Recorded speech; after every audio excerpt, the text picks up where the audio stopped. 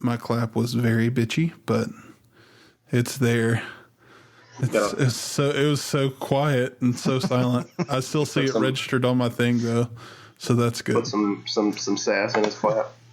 Oh man, if only I had some sass in my clap. Oh, bro. Like, that was seriously like the weakest thing that I've ever seen in my entire life. It was like almost like just a straight dash on the audio timeline. It was ridiculous. The weakest damn clap I've ever seen. Hey, bro, I'm metrosexual as fuck. I can give you some sass and a clap, G. Dude, I used to be. I don't know what the hell happened. I guess I got to, no, actually, I got the opposite of masculine, right? I can't even clap. I don't know. I don't know how any of that works. I had a friend one time dressed up as a mix between a metrosexual and a lawn gnome for Halloween, and he was a metro gnome. Oh my God. That's hilarious. That's great. That's wonderful. Madison says I'm not metrosexual anymore because I have a beard now. And I was like, yes. Yeah, I guess that does kind of throw the vibe off, huh? Kayla showed me a meme the other day. It was something about we had to have a term for men who like bathed themselves in the early 2000s, and we deemed it metrosexual or something like that. I don't remember the exact context of the meme, but it was pretty funny. Accurate. It made me laugh.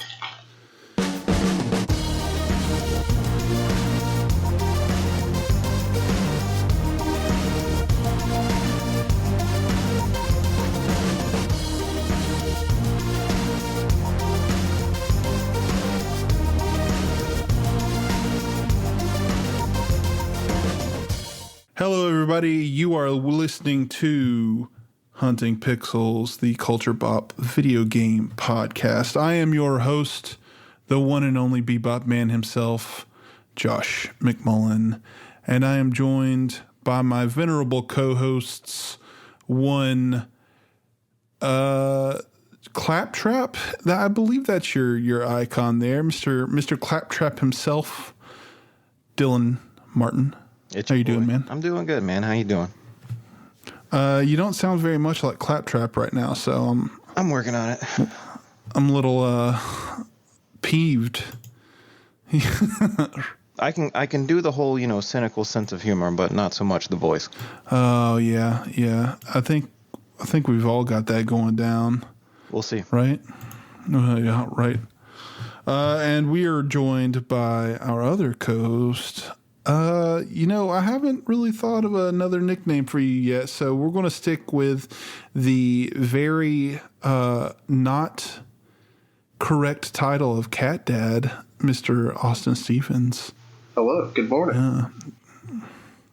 Listen, man, you got to get some cats if you I know, bro. If you want to become a real cat dad, you got to do it. Hey, you can just call me Big Papa if you want. That's what everybody else does. So. Oh, yeah. Isn't that like your Instagram handle or something like that? My Instagram name, because like the group of friends that Madison and I used to hang out with, they all in everyone's phone, I was Big Papa. So that's just what I started rolling with. The thing is, you're not a Big Papa, though. That's the joke. Quite small. That's the joke. That's the point. Well, I guess no point other than the fact that it doesn't match, just like Cat Dad doesn't match. What are we going to do with you? Living on the edge, bro. It doesn't have to make sense if it's catchy. True. Very true. Okay, well, if you were listening to this, you were probably one of like 10 people. And they're all friends with us. But maybe not. Maybe you're listening to this in 5 years from when we recorded, and we are a gigantic podcast. Either way, this is, as I stated before, Hunting Pixels. This is the video game podcast of Culture Bop and the Culture Bop family of entertainment. And really, this is... How do I really want to put this?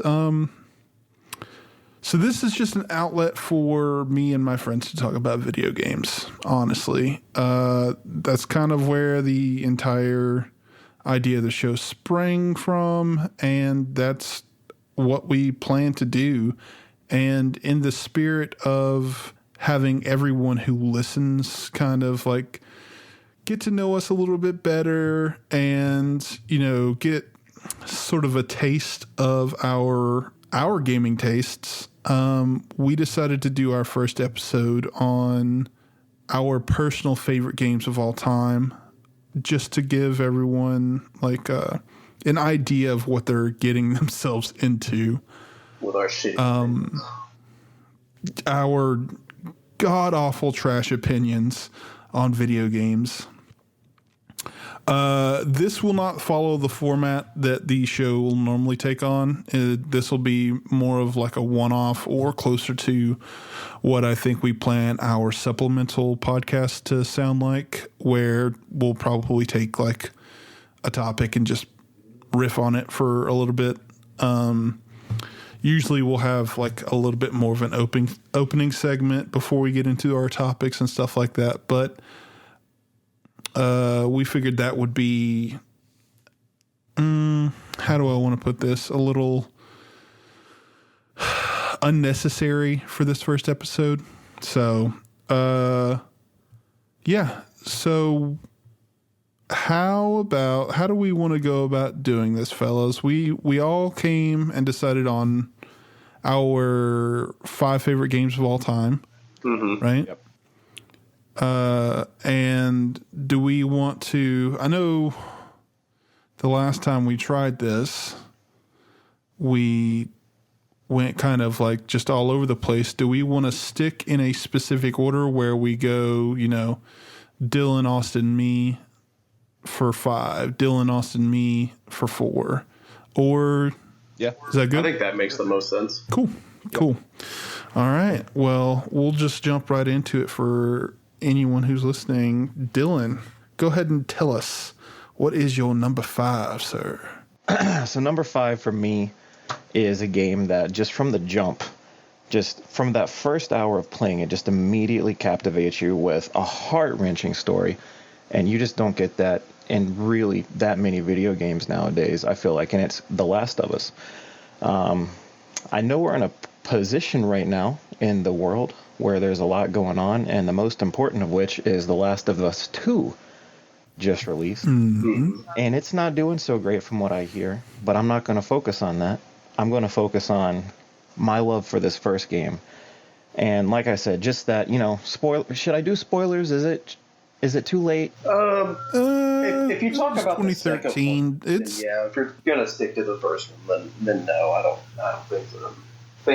Yeah, it's coming up on that mark that I say 10 years is probably, you know. So I think you're safe. We'll give a spoiler warning just to be safe, but. Well, in that case, Joel's daughter dies, and it's pretty terrible. Just jumps right in just there. Off the rip. Yeah, I'm not even sugarcoating. Just you're thrown into a story where the dude has everything taken from him in what seems like the blink of an eye. And then fast forward, and he's living in this world full of monsters, and the people are monsters too. That's kind of the whole shtick of the zombie or whatever those things are genre. It's the humans are the bad people more so than the monsters, but not so much in this case because those monsters are pretty fucking terrifying.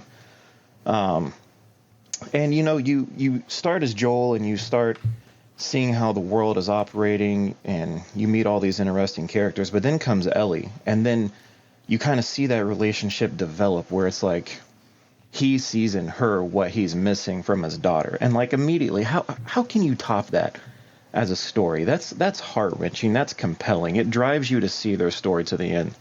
And there's some scenes in that game that just completely blow me away.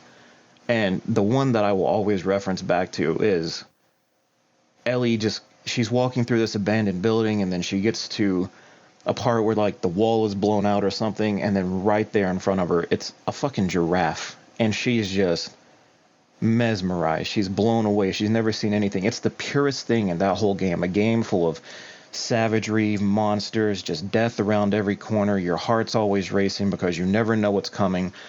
It takes you out of that completely for just a moment, and it shows you this young girl, young woman in this devastating world, and there's just a moment of purity in all of that clouded chaos.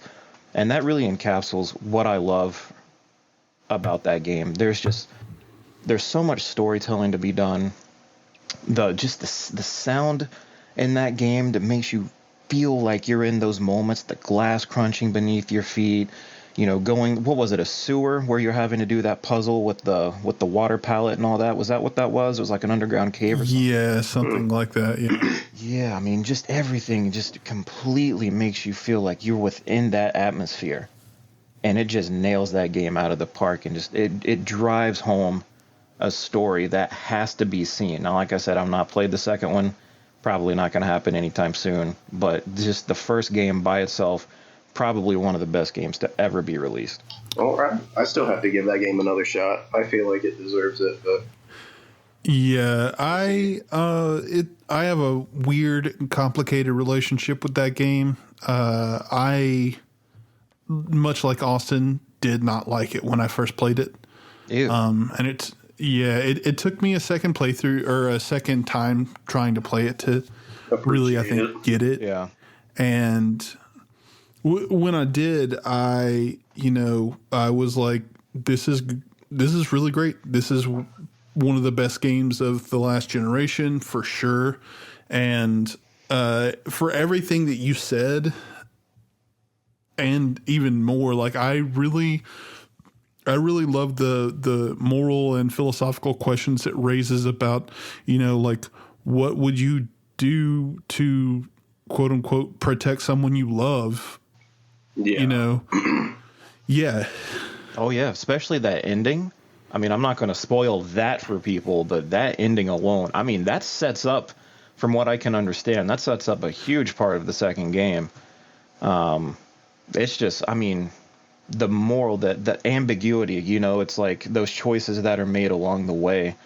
And especially like involving Ellie at the age that she's at. But then it's also like she is brought up in a fucked up world that's going to make someone grow up in just, a very quick span of time. Agreed. That just really, then it circles back to those moments of purity where she can be a girl and she can, just a young kid, and she can see like that giraffe, like she's never seen that before. Shit, I've never seen a giraffe before outside of a zoo, which I think is where that came from. Yeah. But like, I'm a 28-year-old man. That's expected. She's what in that game, 13 or something like that? I think 13, yeah. It brings it back to those little moments that when you're sitting there at the end of the story, you're looking back and it's like so much changes, and you feel for them. You feel for both Joel and Ellie, and it just really plays on your heart, and it's a beautiful game. And I like what you said, that the whole moral ambiguity it's there throughout the whole game. Oh, yeah, agreed. Another thing before we move on to Austin that I want to touch on is something that I feel like Naughty Dog does very, very well, and it's the immersive nature of the environments. Like, I feel like in every one of Naughty Dog's games, they do this really awesome thing where they give like stories to characters that we never meet in the game. And like in this one specifically, there's like little notes jotted down, or like, little like environmental storytelling details. Like there will be like an open, I don't know how to explain it, Humvee or whatever, like army tanker, and there will be like dead bodies inside, and you realize that like, the soldiers couldn't even get away from this thing, or you know what I mean? Like, yeah, it completely just overran them. Like, yeah, you really get to see environmental details like that tell the story of what happened before. You're right. I mean, Naughty Dog is great with that. No matter what game they come out with, whatever they do, they always go that extra mile to make you feel like you were there. Yeah, agreed. Austin, why don't we move on to you? What is your number 5? All right. So my number 5 has changed since we did the I'm going to call it the test run episode because that's kind of what it turned into.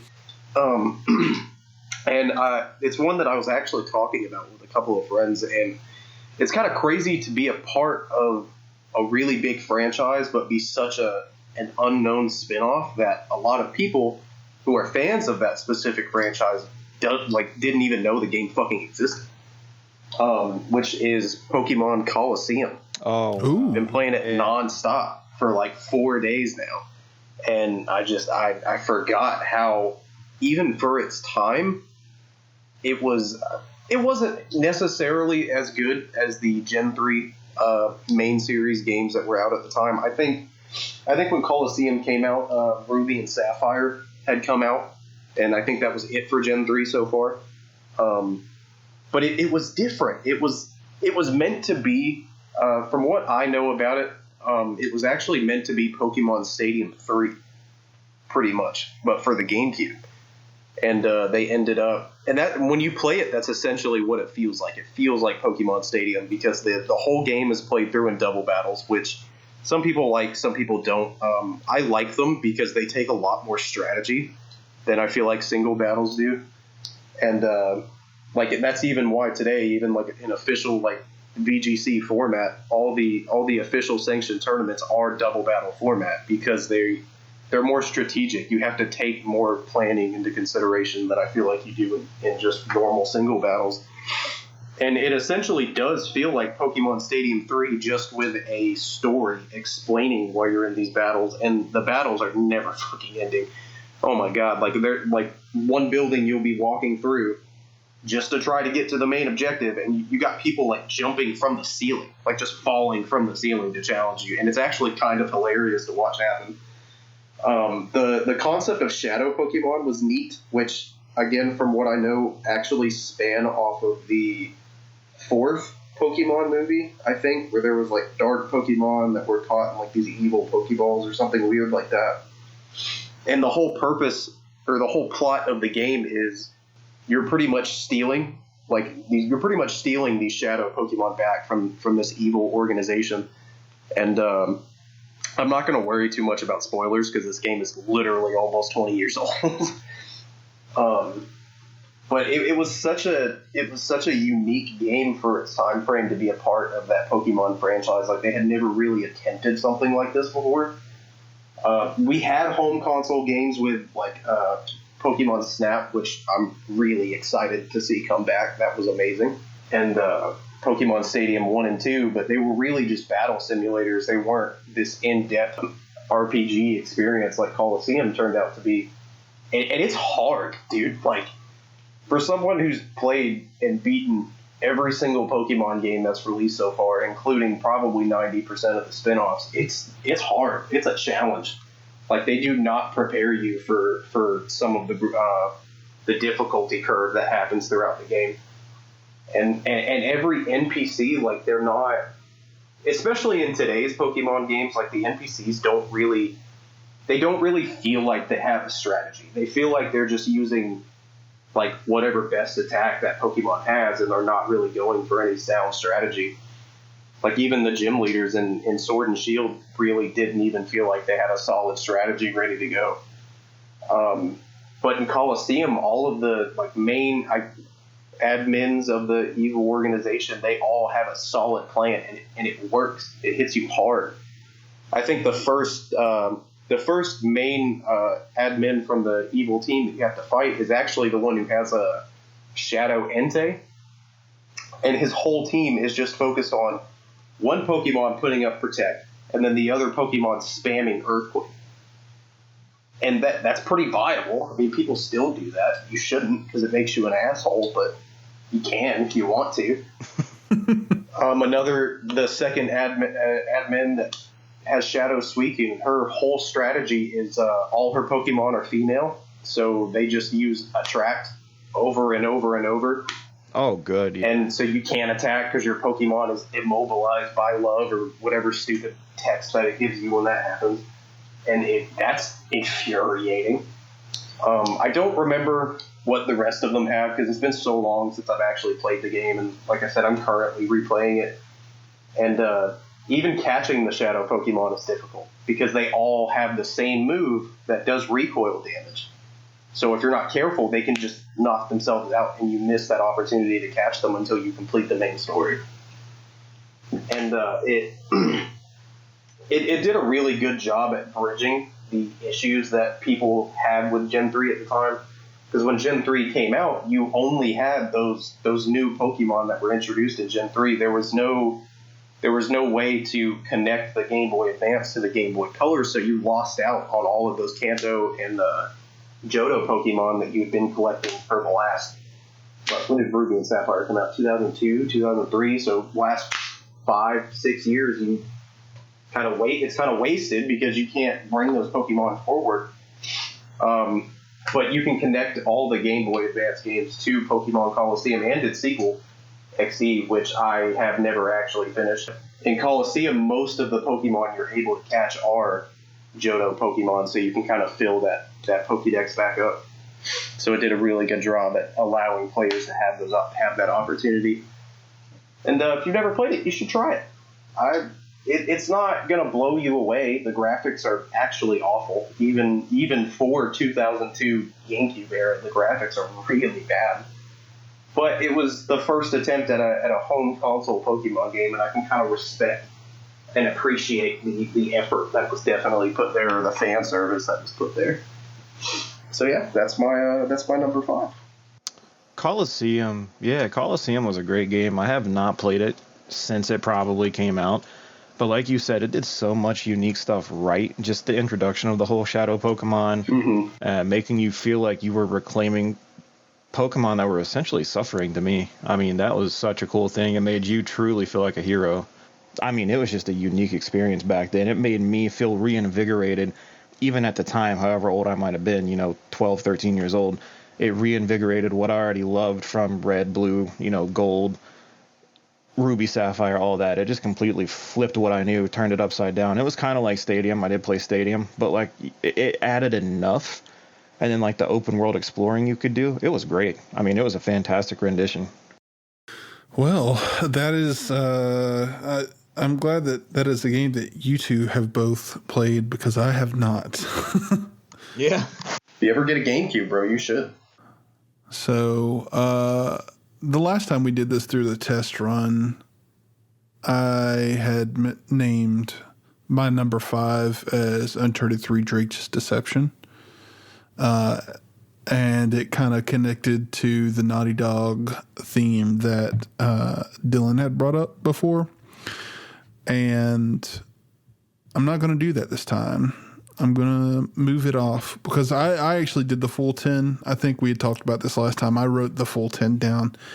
And I'm going to bump Uncharted down and bring up something that is also still attached to Dylan's game choice in a way. So I think you guys know this pretty well, or at the very least Dylan knows this. I am a huge fucking horror fan. It's my favorite genre by far. When it comes to movies specifically, it's far and away my favorite genre. And then when it comes to games, it's pretty high up there. I think I'm probably more into the action adventure kind of third person shooter sort of thing that Naughty Dog does really well.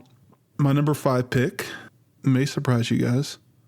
Silent Hill 2. Oh, okay. Oh, do tell. All right.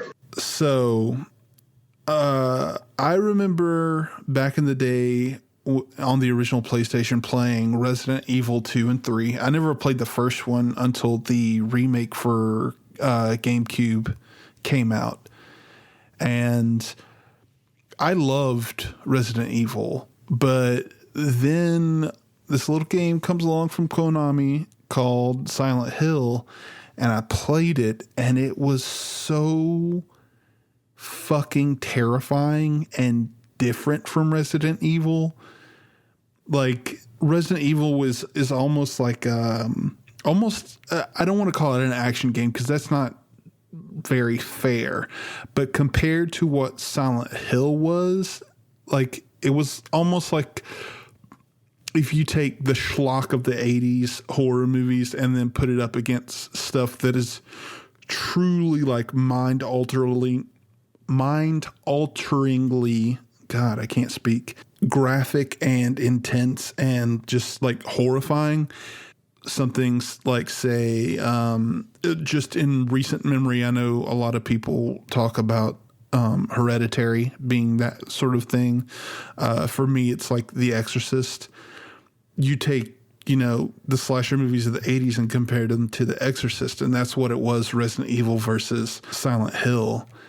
And then you get to Silent Hill 2, and Silent Hill 2 took all the really cool trappings of the first game, but told this like deeply sorrowful and just really, really scary story about a man who's trying to deal with his demons and his guilt.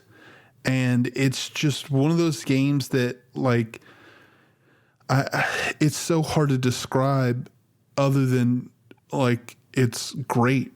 There are so many things in this game that are just really, really well thought out. Like, the enemies, for instance, are, well, with the exception of really like one or two, are all tied into the sort of theme of James's grief, where the whole plot of Silent Hill 2, before I get too far ahead of myself, is that there's this guy named James. He gets a letter from his wife saying, "Hey, I'm going back to this place that we loved called Silent Hill. Meet me there at the hotel where we used to vacation," and blah, blah, blah. And the thing about that, though, is that his wife has been dead for, if I remember correctly, it's like 3 years. So it's one of those things that's like, that's already a mind fuck. But then you find out that she died of some sort of disease. I don't remember if it was cancer or what it was. But when you get to the town of Silent Hill and then you start encountering all the monsters are all like imbued with some form of like physical defect that kind of brings things back to her disease and her bedriddenness and shit like that. And they're all kind of like ties on her death. And it's all about like James coming to terms with the fact that like he kind of was an asshole to his wife and like just kind of like left her to kind of die on her own without being there for her, and how much of a mental toll that is like put on him. And it's so good. It's such a good game. And it hasn't aged very well in the graphical department. And I know that a lot of people who play survival horror games now are kind of used to the Resident Evil 4 type of like I said earlier, almost like action-y horror. This one is not that way at all. It's designed to make you feel like you are insignificant and that like you, or not necessarily you, but James is like, he's not in exceptionally good health. He's probably overweight. He definitely looks like he's been drinking. Like his mechanics and the way that he will like swing his melee weapons, it's intentionally not actiony because that's not what the character would be. He's not Chris Redfield. He's not Leon Kennedy. And stuff from that game has just stuck with me for forever. And I could honestly just go on and on. It's really, really great. And if you can find a PS2, go buy that game. It's so worth your time. Man, I'm telling you, like you said, it'll be with you forever. And I've never once played a Silent Hill game, but all I'm saying is it's almost 9 o'clock at night, and just from what you described, when I get off this podcast and I go lay down, that's all I'm going to be able to think about. That is not okay. That sounds like a terrifying time, man. Like, I'm on the opposite end of the spectrum. Like, Resident Evil was always my game. Yeah. I mean, for a while, the Resident Evil 2 is still one of the scariest games that I've ever played. Fuck liquors.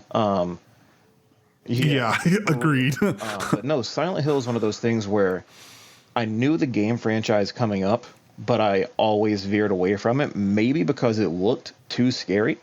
Like, that was just one of those things. Like, I had enough fucked up shit going on as a kid. I didn't need that thrown into the mix. But it looked like a great game, and admittedly, I did watch the movie, and that was its own thing. I'm pretty sure both Kit Harington and I don't even know what the whoever plays Ned Stark from Game Yeah, of Thrones, I forget. they were both in the Yeah, that's second one, I think. Yeah. So it was fine. That kind of gave me a glimpse into it because I always wanted to, Pyramid Head looks sick. That's one of the coolest villains or whatever you want to call him of any game ever. And it just looked awesome, and it looked creepy. And then the game that came out or was supposed to come out, Silent Hill PT or something, like the first person game. Yeah, that was the playable teaser for the Kojima game. Yeah. Oh gosh, I remember and that. it just looked terrifying. Yeah, dude. But that we were actually playing that the other night because I kept it downloaded on my console because I found out that you can't like re-download it. Right. And we were playing through it the other night on the couch, and it's one of those things that like spine chilling. Well, I think Silent Hill has always had that. From what I've heard, I have friends that absolutely love the franchise, and they always say the same thing. It's Silent Hill 2. I mean, they love the whole franchise, but they always go back to Silent Hill 2. Mm-hmm. Yeah. So I think that was a great choice for a number 5, and it's one that I didn't expect, but I should have because, like you said, I know how much you love that horror genre, so it just makes sense. It's coming in somewhere on that top 5. That's really cool. Yeah. Why don't we move on to your number 4? Okay. So you're gonna hate this one. Oh god. Kind of. It's not terrible. It's not. I mean, to me, I'm there's no sugarcoating it. It's the Elder Scrolls V Skyrim. Oh god. Oh, here we go with the Josh. I haven't even gotten my sentence out. With mods, it's great. It's you know what? Let's not even take it the mod route because I'm going to go vanilla. 11 when this game first came out. Like, I'm not going to say that I got it day one because I was financially unable to, but I got it for Christmas. And as soon as I got it for Christmas, I cannot tell you how long I stayed up playing that game.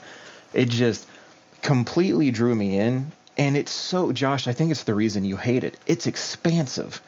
The game is just massive. There's so much to do to the point where I'm coming back now, 9 years later? And if I turn the game on right now and explore, I can still find stuff that I've never seen before in that game. Yeah. And there's so much, like, I think my most recent time of coming back, it was just casual. I was just exploring the world. Like, I don't have to quest. I don't have to do jobs or anything like that. I can do whatever the fuck I want. So I'm just walking around and I see this burned down house. And I'm like, what the heck? I've never seen this before. So I go into the house. There's a burned, charred body just sitting there on the floor. I'm like, what the hell happened? Everything's on fire all around him. And I see this little piece of paper. It's a scroll. And it's just out of the dude's reach that was burned. And I'm like, what? And I go to pick up the scroll, and it's Scroll of Fireball. The dude burned his house down. Oh, like, it's just, I still find stuff like that, and it's hilarious. Yeah. Game's been out 11 years, and I'm still finding stuff to this day. And it's just, for it being set in this kind of wintry, tundra-looking area, it's so diverse in its landscapes, because you can have the big city on the cliffside of Solitude, or you can go into that tundra plain of Whiterun, or down into the murky side all the way in the corner in Riften, which is close to where that house was I was just talking about, where the Thieves Guild is, and it's kind of a darker, just murky place. And then the frozen over, what is it? It's Winterhold, I believe. No, that's the college. There's another one. I can't remember right off the top of my head. But anyway, it's just so diverse in everything that it does. And the combat for the time, I mean, now we look back at it and it's like, you press a button, you swing a sword, it's not too crazy. But back then, I mean, you could hold your sword in one hand and you could, I mean, I know you can do the same thing in Oblivion. I mean, well, could you? I don't think you could dual wield. I've never. I don't think so. Yeah, no. So even then, you could, you could be the battle mage. You could have the sword. You could have the fireball spell in your left hand, or whatever. I'm the schmuck who does the whole stealth archer thing, just because that's one of the most fun classes in any video game I've ever played. It makes me feel overpowered. The fact that I can take out the whole entire room before they ever see me, that's pretty awesome. But yeah, I mean, back then the combat was just something that drew me in just as quickly as the world did. I mean, the quests are pretty straightforward. I did enjoy all of the factions that you could find, like the Thieves Guild's probably my favorite. Just that carries over from Oblivion. I loved that quest line as well. But then the Dark Brotherhood in this game kind of throws you for a loop. Spoiler alert, kill the Emperor of, what is it, Tamriel Cyrodiil, whatever, the world that they live in.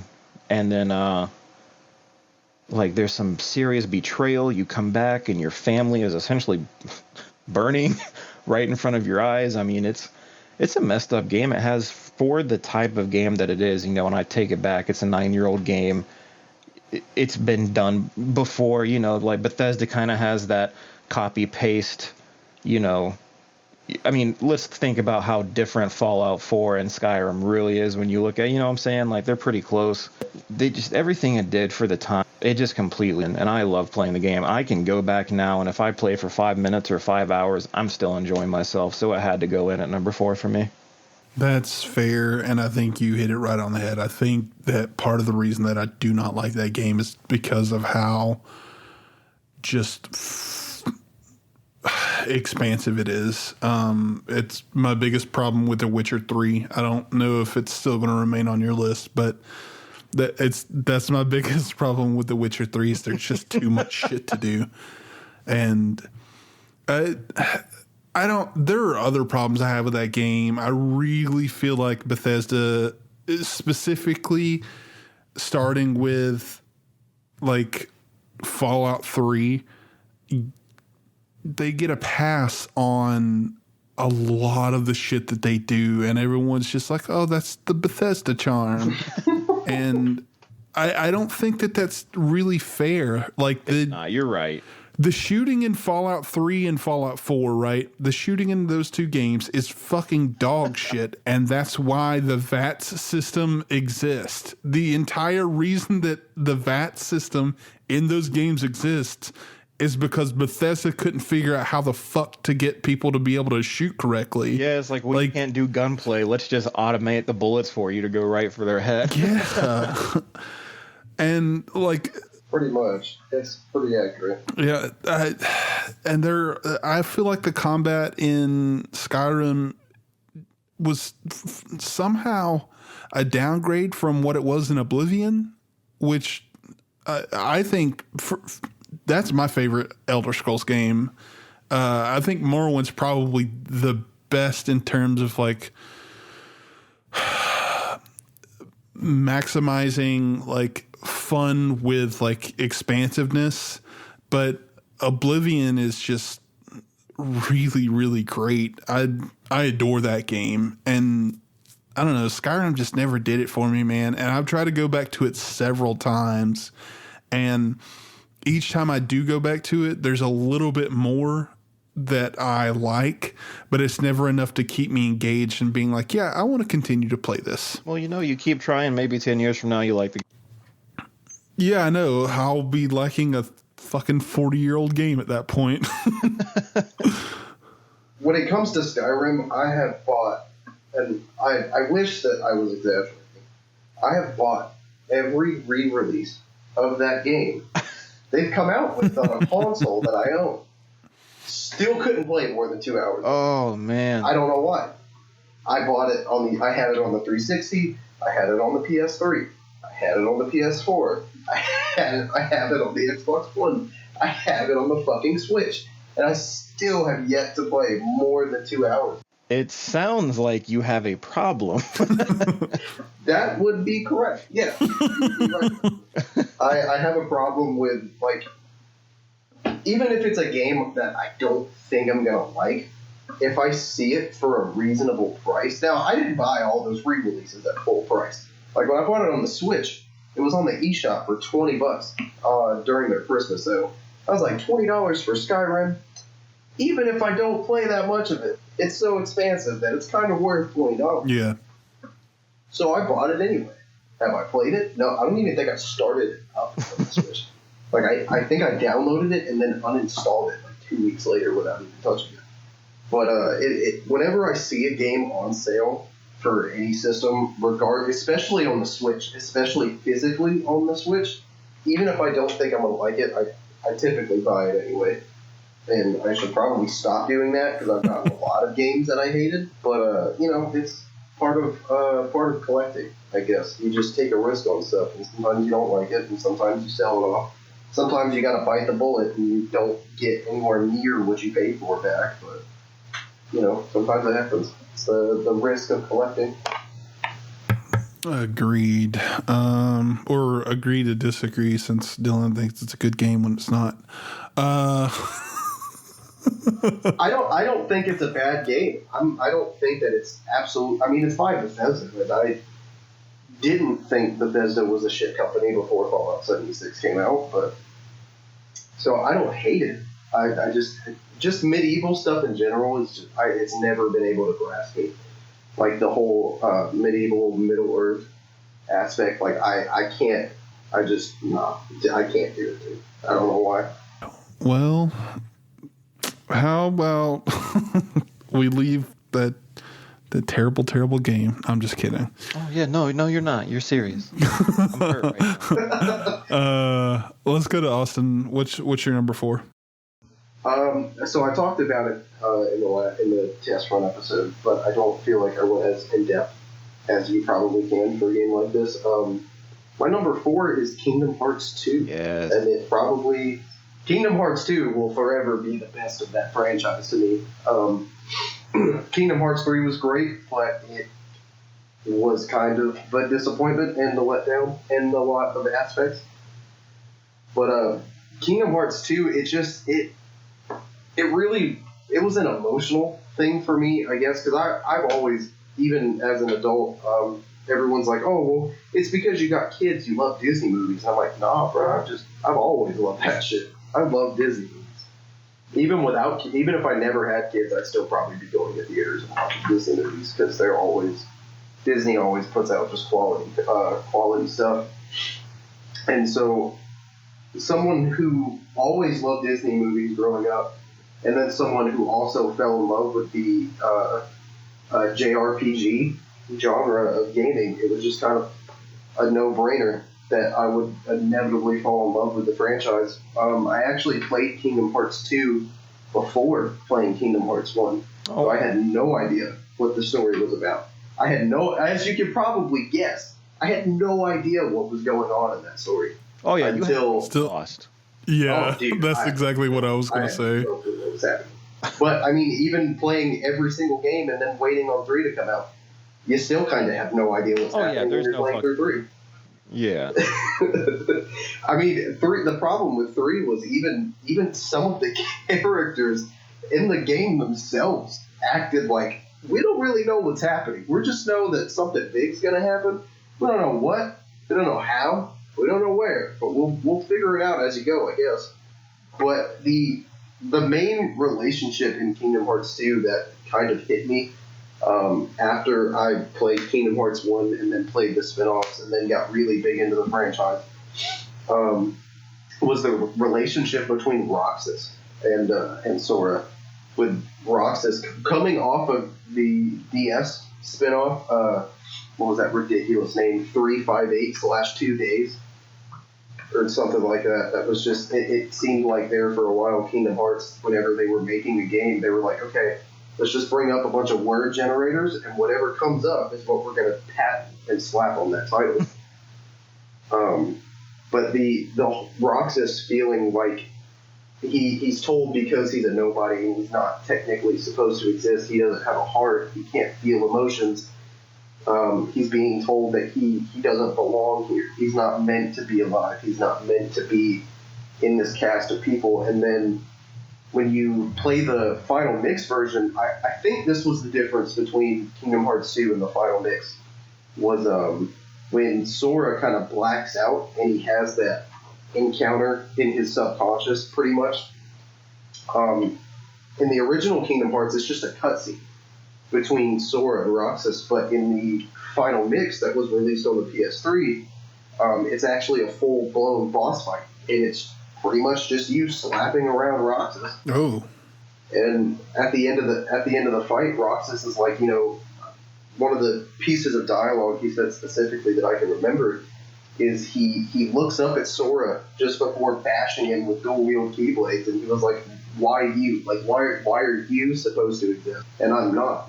And it was just kind of that emotional aspect. I think it was me going through, like, growing up and kind of dealing with the very specific, somewhat kind of dark issues that I dealt with and went through, and also playing through a story of a character who, for completely, obviously fictional reasons, trying to figure out why he's here when everyone's telling him he shouldn't be, or why he's here whenever he feels like he shouldn't be, really made me kind of fall hardcore for that franchise, and is part of the reason why I'm so disappointed in 3. I think we covered this the last time we tried doing this episode with the test podcast. I had only played the first one, and a few of the handheld ones, so I've never gotten to experience 2. But that is crazy. They are. It wasn't a thing when we did the test run, but it is now. All Kingdom Hearts games are actually free right now on Game Pass. Oh yeah, I remember that, or I remember seeing that, I should say. Yeah, I own them on PS4, so not a big deal for me. But yeah, get to it, bro. Yeah, I mean, now's a good time to jump into it. I mean, however you want to look at it, I guess the story's complete now, and I'm not even remotely close to finishing 3. I was severely disappointed, and I shut it off probably at the Frozen World. You haven't? Oh, now I feel that. Yeah, it was not good. I'm a huge fan of Kingdom Hearts 1 and 2, to the point where I wanted, and still might to this day, get a Heartless tattoo somewhere. It's just... I feel like I just spoiled like a really big plot point for you, and I'm sorry. Oh, no, because I mean, as a fan of the game, I couldn't finish it, so I went back and I had to read pretty much, a few synopsis of what happened. I mean, I get it. If that's how it comes to a conclusion, fine. But I'm going to pretend 3 does not exist. I'm just going to focus on 2 and 1. I mean, they were great games. Mm-hmm. And I always wanted that third installment. But if it would have ended at 2 and not had 87 different little spin-off games on every single handheld system to ever exist, I could have stayed with the story. Yeah, I mean, but just for what it was, 2 had fantastic worlds, characters you could truly relate to. The combat was so much fun. Oh, absolutely. Yeah, and little challenges that you could go back and do. I mean, you could fight. I mean, you could do it in the first game too, but just that fight with like Sephiroth, I mean, that was so much fun. I don't even. Oh, God. Huh? That's the most stressful thing I think I've ever done in a video game. So bad. Is fighting Sephiroth.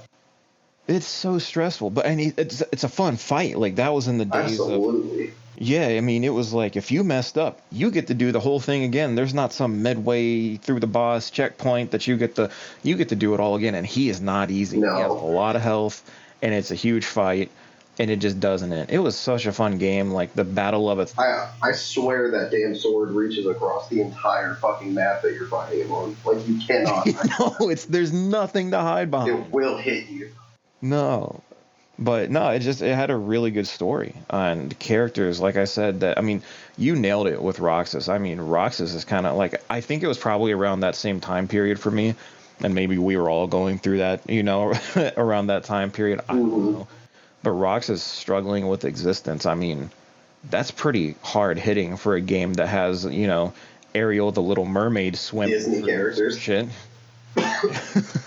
Dude, that's what I'm saying. Like, everybody, I feel I have a lot of friends that have never played the franchise, and they're like, no, it's too kid friendly for me, bro. I'm like, you remember that cutscene where Shion literally dies in Roxas' hands? Yeah, I cried like a bitch. Cried for like 30 minutes. It is not a kid friendly game. That game, it's called Kingdom Hearts because it makes you feel your heart quite often throughout that whole entire. I mean, that's what it's all about. Mm-hmm. I mean, I feel like that game is truly meant to connect you with your feels, and it does a great job. Fuck every other game. Kingdom Hearts 1 and 2, that's where it ends for me. And those games truly were fantastic. I'm going to be honest with you. Kingdom Hearts makes me sleepy. I'm sure it has that effect on a lot. Oh, boy.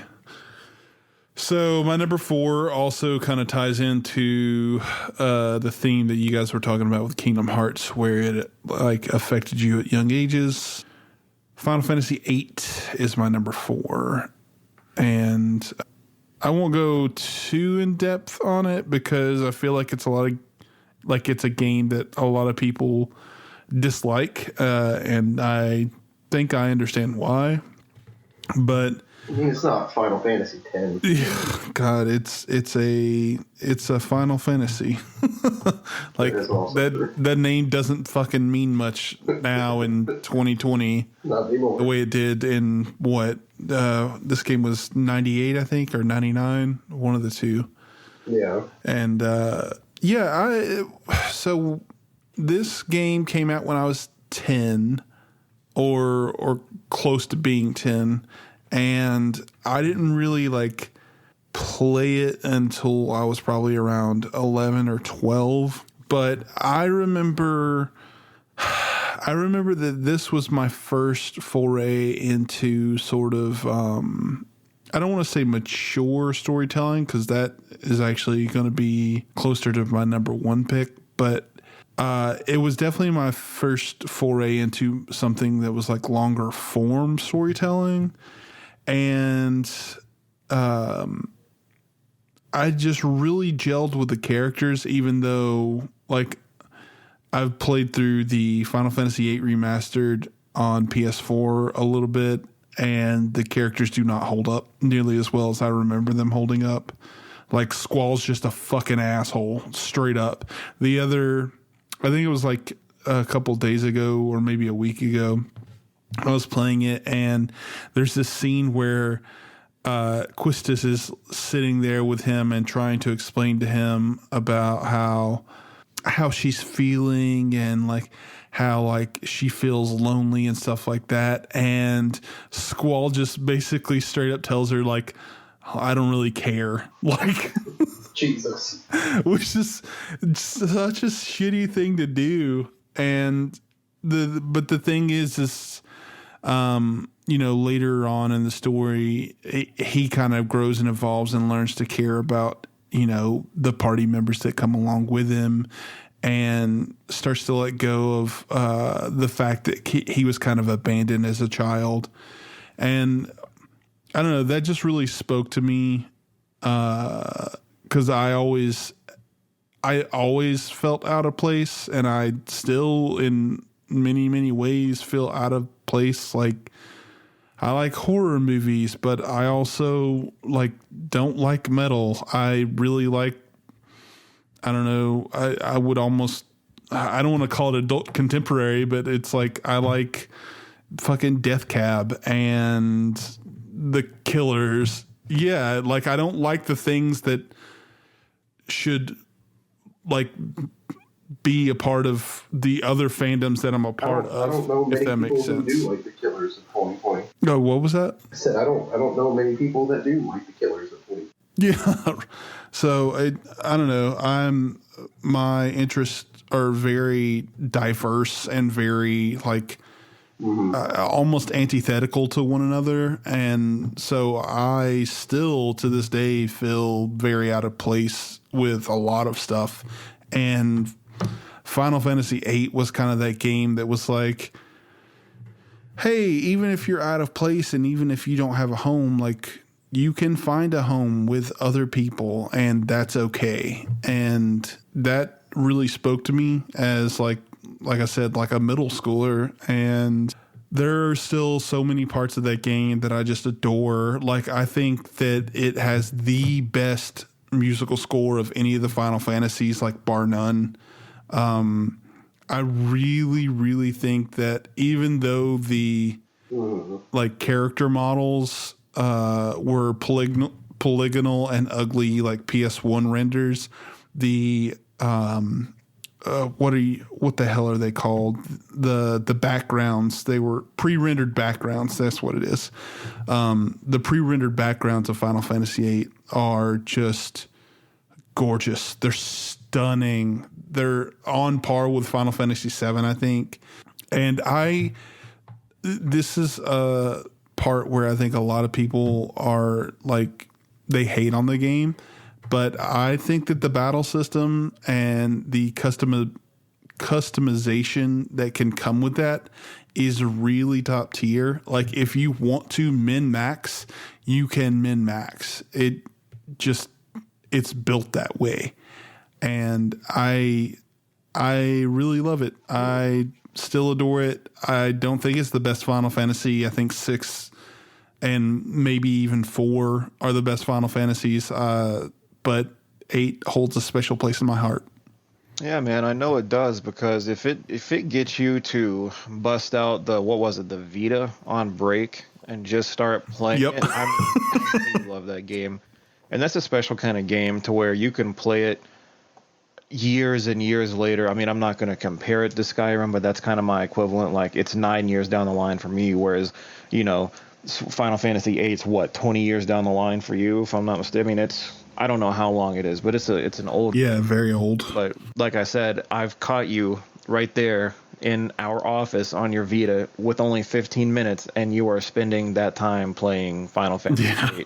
And I think that's really cool. Yeah. It's something else, man. If anyone who's listening, including you guys, has any affinity for JRPGs, I really think you should give it a shot. I really do. It might not be for you, and that's okay. But I think it's a really great game. How about we move on to your number 3, Dylan? My number 3 is controversial and party right now. Ooh. Because everyone else loves it except for you two fuckers, apparently. Oh, God. Is it The Witcher 3? Wow, what a great guess. It's The Witcher 3. Okay. Listen, man, I want to preface this real quick. I do not hate The Witcher 3. I think that The Witcher 3 is really, really great. Okay. I just can't play it. It's too big. There's too much to do. There's too much to see. There's too many people. There's just too much. You're the only one that complains about this shit. Oh, my God. All right. I love how fast he's just blurting out. I don't hate The Witcher 3. It has to be good, considering I'm pretty sure to this day it is still the highest awarded game of all time. It's something up there like that. And for good reason. I mean, you can't... I'm going to try... I think last time in this whole test podcast that we keep referencing, I delved into the story. I'm not going to do that this time, because if you've not played it, I think it's a special game that you need to play. It's from the first opening scene where you're finding out about... And I'm not going to lie. I did not play The Witcher 1 or 2, nor did I ever read the books. I just got The Witcher 3 because it looked like a really cool game. And as soon as I started playing it, again, it was almost like The Last of Us, just that opening 30 minutes. It's like, what the fuck just happened? It's like, you see this... I'm not going to say it's as heartbreaking as what happens to Joel in The Last of Us. It's not, especially because you're playing this badass monster hunter. He's got some skills to get his loved ones back. That's fine. But it still gets you into that point where it's like, what happens next? And just from your first moments of exploring the game all the way up until the end when you're finishing the last DLC, because I promise you, if you play the game from start to end, there's no way you are not going to want to get the DLC, because the DLC expands on the game, obviously, and makes it so much better. And everyone loves Blood and Wine, which is the last DLC. My favorite was the first one released, Hearts of Stone. Quite honestly, one of the best downloadable contents ever released. I don't care. I'll put that. That's my money. Like, take it all. There's no other DLC that comes close to that. I mean, if there is, I'd like to know it. It just truly takes you back to that first hour in the game, and it makes so many callbacks, and it comes full circle. The Hearts of Stone and DLC does, and it's just perfect.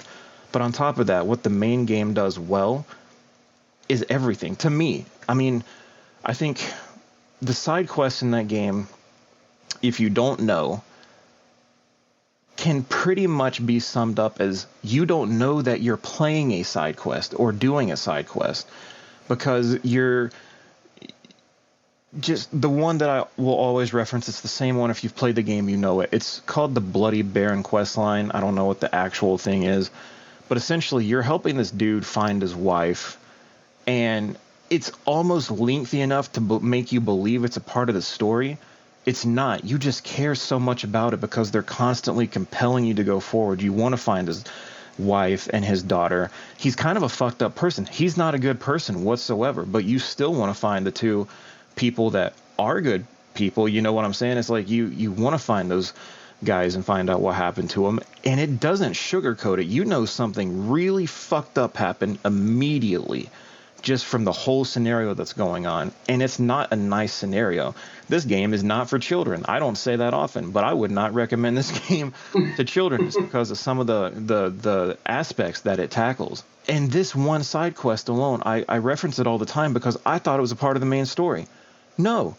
In fact, I saw two different quest markers. It's like, hey, go here and do this, find this person. That was the main quest, but I'm over here doing the side quest that lasts for hours and hours, and it draws you in, and that's just one of the side quests. The game is full of so much stuff to do, whether it's doing monster contracts to, earn some money, find some gear, finding the Witcher gear, which is like badass sets of armor, just exploring the landscapes. There's so many different landscapes. It's like Skyrim, but better, because you have the swampy, nasty lands of Velen, which at the time of playing, I mean, it was kind of like I was taking the depression that I was feeling and projecting it onto the screen, and I no longer felt like it was in me, because it's like this just nasty, murky place full of just darkness is right there in front of you. But they do such a good job at bringing that kind of environment alive and making you feel like you want to take that next step. You want to go around that next bend. You want to see what's around the corner, even though what's around that corner is going to be deathly nasty, can probably kill you. It's something that has to be experienced. And it's like, it did a good job at taking me out of whatever I was feeling in real life and completely immersed me into this game that is really hard pressed to be beaten. CD Projekt Red struck gold. They busted their asses to create that game, and it shows. And I don't say that much. Like, even Red Dead 2, I can find my problems with that game, as great as it is. Like, but The Witcher 3, I cannot find a single complaint. I know people say that they can't really take the combat, but I've always had a blast with it, especially because you can level up your skill trees to fit the nature of the style of playing that you're doing. It is a lot of like parries and dodging and stuff like that, kind of Dark Souls-ish, but it was a lot of fun, and you always want to invest more into the characters that you're finding in the world, like the famous names of The Witcher, like Triss and Yennefer and Ciri, the warring kings or emperor, whatever, like Radovid and Emir. Like, you want to get to know these people, and if you've read the books and you've played the previous games, that I can't imagine how that must feel, jumping into this masterpiece, seeing the story to conclusion. I jumped in at 3 and felt like I missed nothing because it did such a good job of explaining everything to me. And number 3 for me, Witcher 3. Dude, yeah, I agree with everything you said. One thing that like you pulled out that I think is like very, very telling of the amount of work that CD Projekt Red did in this game is they make every character believable, and they make every side quest feel like it's its own story worth of, or like its own game worth of story. That's probably a bad way to phrase that, but like there are side quests in this game that have better story and better plotting than like AAA releases, like just straight the fuck up. Like the one that you mentioned is with the Bloody Baron, I think is really good. And it's, I forget the name of the quest, but there's one that I always reference, and it's the one where you go to find this guy's missing wife, and you go and you find her corpse, and it's being like raided by wolves or whatever. And then you find out that it was due to a werewolf attack. And so you go into the hut or something like that. Or sorry, that's actually not quite right. So you find the body, and the sister of the dead woman comes, and she tells you that she was secretly in love with the dead woman's husband, and was like, I knew that he was a werewolf, and I thought, you know, if I just show her that he's a werewolf, she'll be disgusted and she'll leave him for me, and, you know, whatever. And then you have to end up fighting the werewolf. I don't remember exactly why that happens, but you end up having to fight him. And then as you're about to deal the killing blow, she comes in and she confesses all of it, and it tears him apart that he's the one who killed his wife. And it's because she, you know, she loved him, but I don't know. It's just, there's such wonderful moral ambiguity in there. And like he says, like you're given the option of whether or not to like tell her to flee, or so that you can get the final killing blow on him, or whether or not to leave yourself where he's going to kill her. Like that's just what's going to happen. It's the writing in that game is so fucking good. It is. And yeah, man, you're what you're talking about is what, when I mentioned the Bloody Baron quest line, you were led there through the main story. Like you eventually get there to do something for the main story, and then you can sidetrack off and find his wife and do all the stuff I was talking about. What you just said, that's like you're just in this town and you can check the notice board for like a quest if you want to, and you can get it that way. But I also think, if I'm not mistaken, you can get it through them just by talking. You're not led there whatsoever. This is just one of those quests that you stumble upon. Yeah. And like you said, it leads you on this. It's almost like you're a detective. I mean, just really, like you're trying to figure out what happened. And there's more and more fucked up shit that you find along the way that eventually leads you down into that cave where you fight the werewolf. And like you said, you have to make that ultimate decision. What do you do? And that choice is all up to you. And that's why they knocked that game out of the park. Yeah. And that's the reason that I think everyone's excited for Cyberpunk 2077. Oh, like, yes. The amount of detail that those guys gave in their characters and their world building and their storytelling in Witcher 3 is going to be there for Cyberpunk, and I think that's why everyone's so excited for that game. Absolutely. Yeah, they're gonna crush it with, I know everyone's saying, you know, don't get your hopes up or whatever, but if there's one game company that deserves your full-on trust, I have to give it to CD Projekt Red. Like, they just create works of art every time. Agreed. So Austin, how about your number 3?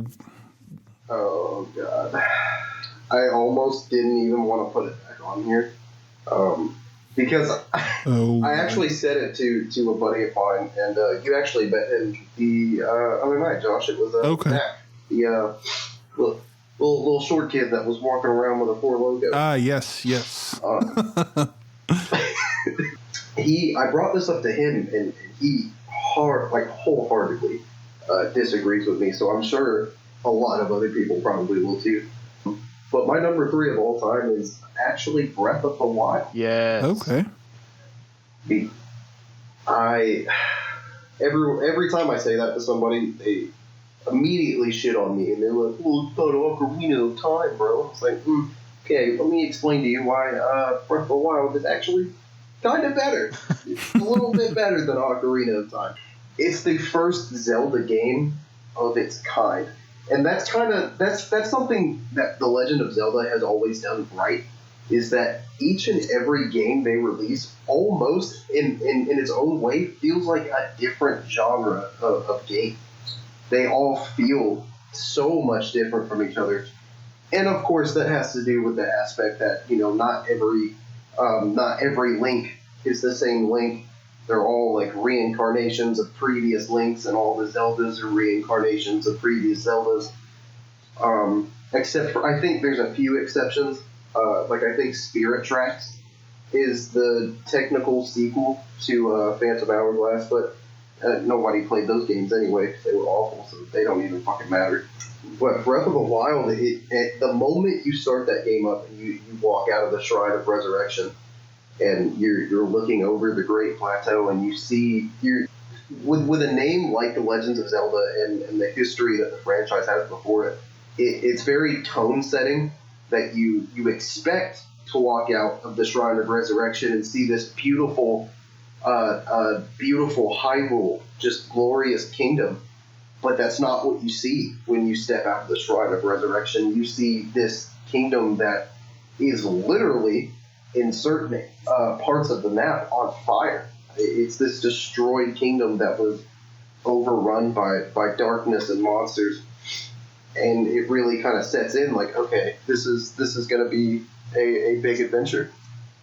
And it kind of is the Skyrim of the Zelda franchise, and I don't like to say that, but that is kind of exactly how it feels. You have that open freedom to do whatever you want. I mean, you can walk out of the Shrine of Resurrection and immediately go fight Ganon. If that's what you want to do, if you want to pick up a tree branch and think, hey, bro, like, I'm going to go take on Ganon. You shouldn't do that, but if you want to, the option's there. Or you can do what you're supposed to do and free all the divine beasts and get all those ridiculously overpowered power-ups. But it was a very free game. It's the first game in a long time where I've ever sat down and I started up and I genuinely feel like I can do whatever I want to. I feel like I can take on any different challenge however I want to. And that's a very freeing thing from someone who pretty much only plays JRPGs at this point. It's a different experience, even, like I said, even compared to every other Zelda game that came before it. None of them even closely feel the way that Breath of the Wild does. And I even finished Breath of the Wild. I was like, all right, now I'm going to go play the Link's Awakening remake. Do you know how hard that was? That was such a different journey, such a different experience.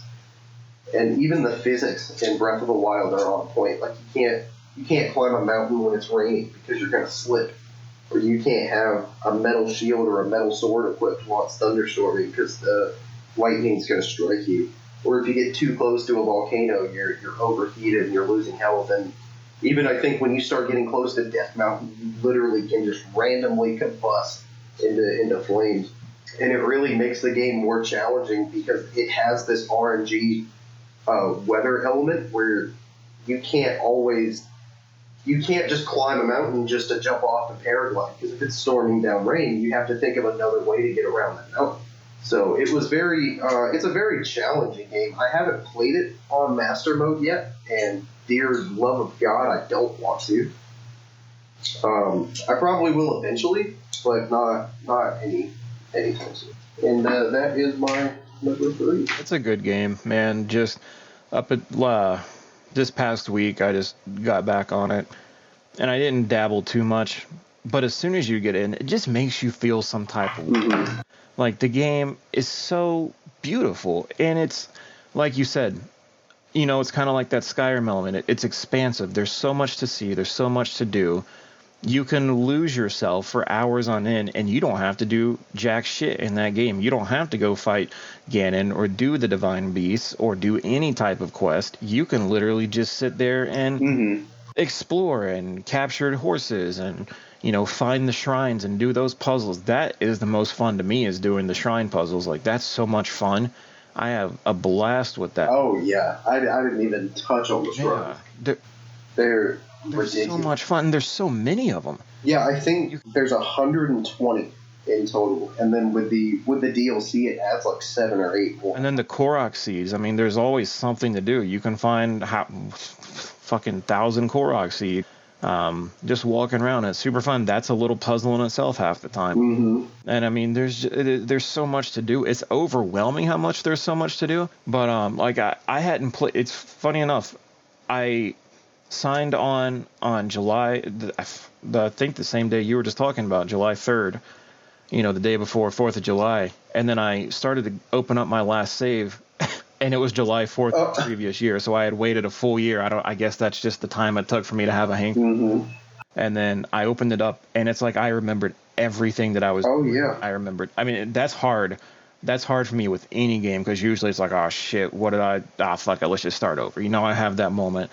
But with Breath of the Wild, it was like I had just seen an old friend, and I had all those old memories, and I could play and do everything that I wanted to do, and it just, there's so much, like you said, it cracks me up, because I could be walking 3 feet from Death Mountain, like the little perimeter, and I'm going to burst into flames because I don't have the proper gear equipped, which then forces you to be like, it forces you to think, and that's why I like the game. It does not hold your hand like any of these other... No, not even remotely. Not even close. It's like, okay, I'm catching on fire. What the hell do I do to not catch on fire so I can go take on this divine beast, go see, this town up the hill? You have to either, find some viable clothing, got to make some kind of food that lets you withstand heat. You have to do something. You have to invest yourself into the game to make it to the next area, and it's not going to tell you anything at all on how to do it. And, well, within reason, it's your job to investigate, to find out that answer, and I think it does that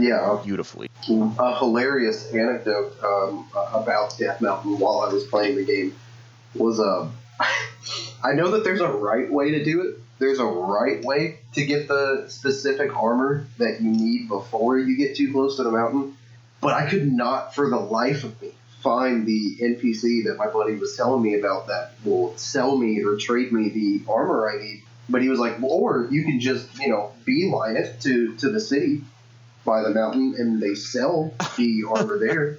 So I literally just ran. And every 2 seconds, I was opening up my menu and eating all the food I could to get all of my hearts That's back. a viable method. Like, that's a way to do it. It's up to you. It's like it kind of puts you in that same boat.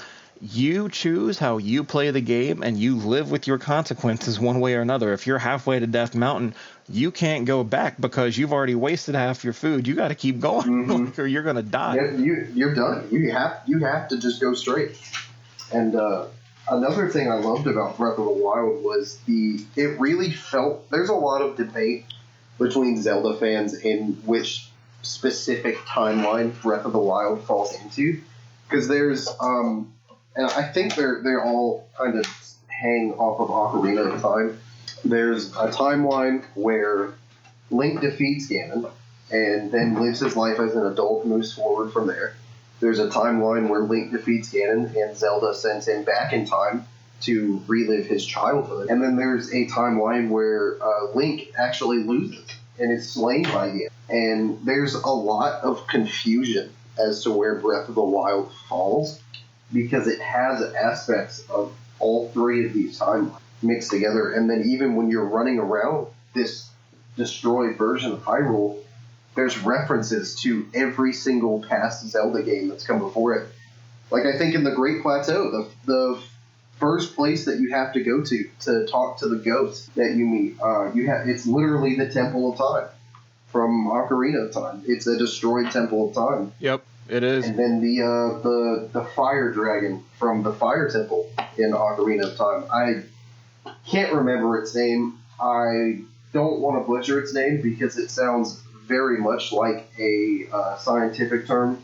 for a woman's genitals, so I'm not going to butcher it, but like its skull. You can find its skull on a beachfront in Breath of the Wild, or what is presumed to be its skull. There's no definitive proof that that's what it is, but it looks exactly like it, and it's just got these little goblins just like hiding out in its skull. And so it's little stuff like that. I know there's a lot of landscapes from Twilight Princess that are scattered around the map that you can run up to and encounter. And it really seems like Nintendo just knocked it out of the park when they did Breath of the Wild. They're like, okay, we're not going to stick this game to one specific set of events. We're just going to create, basically, to me, what feels like a brand new timeline. That's what I'm convinced it is. I'm convinced that Breath of the Wild is just a brand new timeline. But yeah. Well, Legend of Zelda Breath of the Wild is your number 3. My number 3 is also a Legend of the Zelda game. Or technically games. My number 3 is Spirit Tracks and Phantom Hourglass. It's Legend of Zelda Oracle of Ages / Seasons, because I couldn't decide which one I wanted to put on there. So I think that Zelda has its home in the top-down 2D space. I think that is where it plays best, and those are definitely my favorite Zelda games. Yeah, I remember that horrible thing. Yeah. And that's not to say that the 3D Zeldas are bad. I have a special affinity for Wind Waker and Majora's Mask, because those games are fucking weird. And I don't know. To me, I feel like 2D Zelda is the best Zelda, and I can respect. There's no game so far that has changed my mind on that. Breath of the Wild is probably the one that has come the closest. And that's because I don't agree with you, but I feels... definitely respect where you're coming from. I can definitely understand it. So Breath of the Wild is the one that has come the closest to capturing the same sense of openness that I feel like those original games had.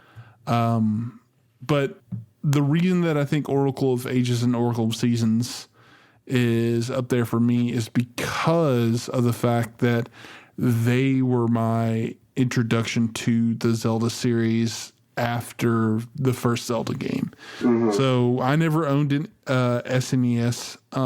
I've played games on the SNES, but it was never something that I owned. I had played the original Zelda, and it was fine. I thought that it had like some cool mechanics and stuff like that, but it was never one of my favorites.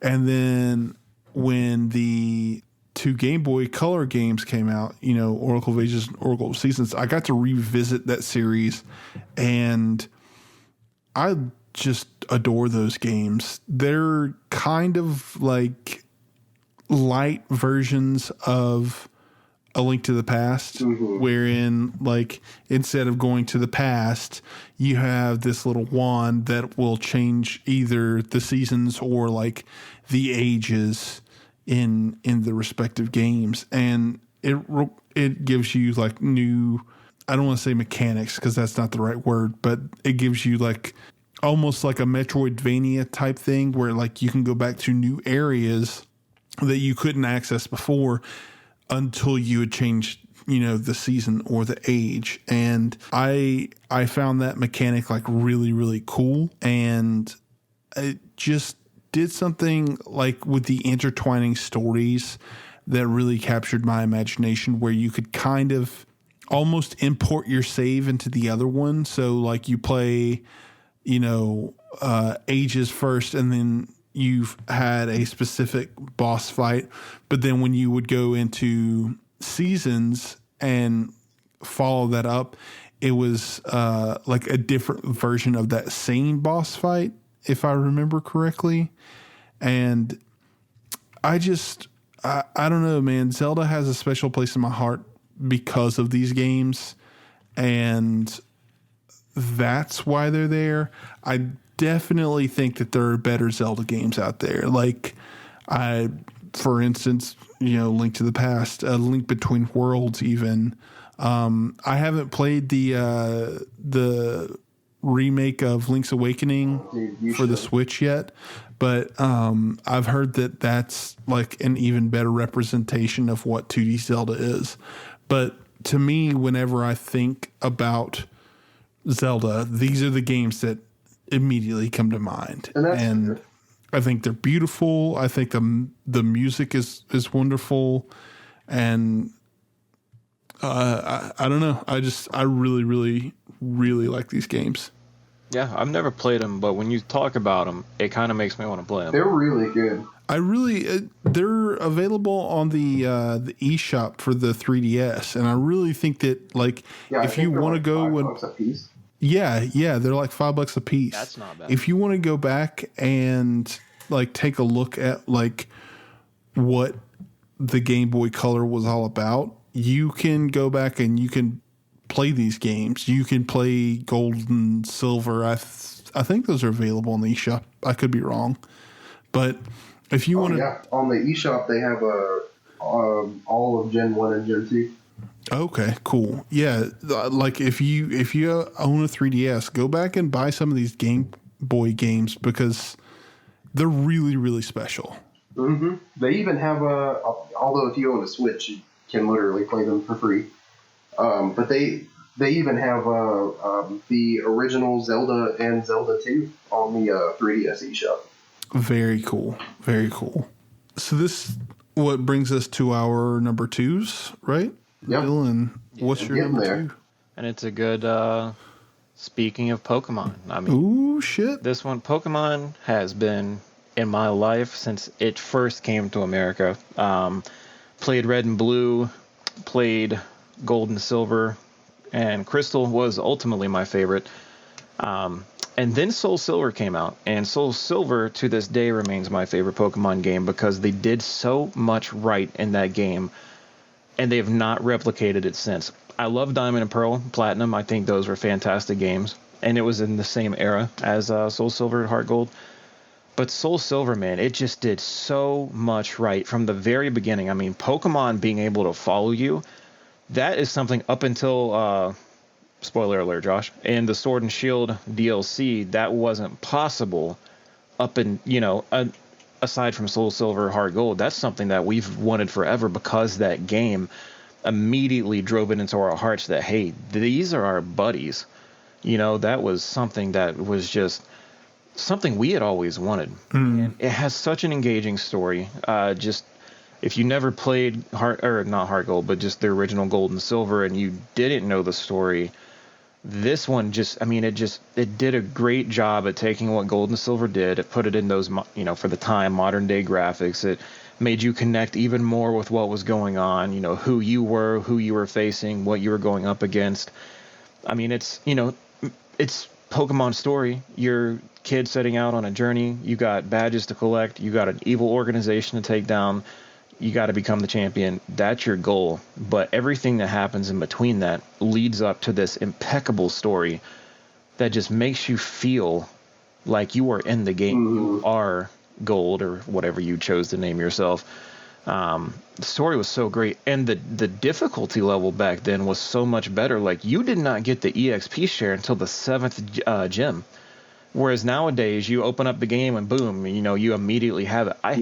Like that, it takes away a lot of the charm of those older games to me. I hated how in Sword and Shield you can't turn them off. Joke. If you gave me 2 hours to rant about what I hate about Sword and Shield, that would be one of the things. It's how easy that game has become as opposed to those days. It's just bad. I mean, I love that. I love Soul Silver because it made you work for everything that you were striving to do. It made me, by the end of the game, feel like I was a champion.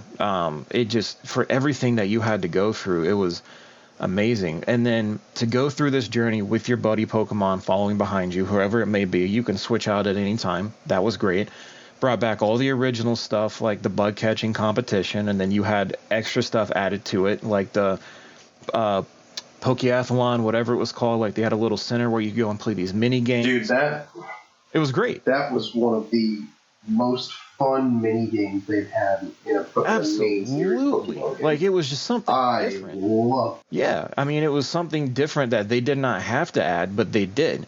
It's not fast forward, 10, 15 years later where I'm having to pay DLC to get something like that. They just put it in the game. Yeah. That's how it should be. They added so much content on top of what Gold and Silver Crystal were, and they put it into this incarnation of a game that has not been touched since. And ultimately, not only could you collect your 8 gem badges, not only could you take down Team Rocket, but you could go to another region. You could go back to Kanto, where the games started, and you could recollect those gym badges. And those gym leaders were no walk in the park. Oh, Jesus You weren't Christ, facing no. level 9 Geodude Brock. You were facing level 40s, 50s, 60s, and you were going up against the best of the best. It made you like, oh shit, this is what a gym leader is. Like you ended with Claire back in Blackthorn City, in Johto, and that was a hard fight in itself. She's the dragon trainer. How do you top that? Well, you top that by going to the next region over and making all the gym leaders that's the reason they're gym leaders. They're so hard. They got these max level Pokemon, and it's so much fun. Yeah. And you finally put the nail in the coffin with Team Rocket. Like, you are the one then and there to make them disband. Yeah, Red did that.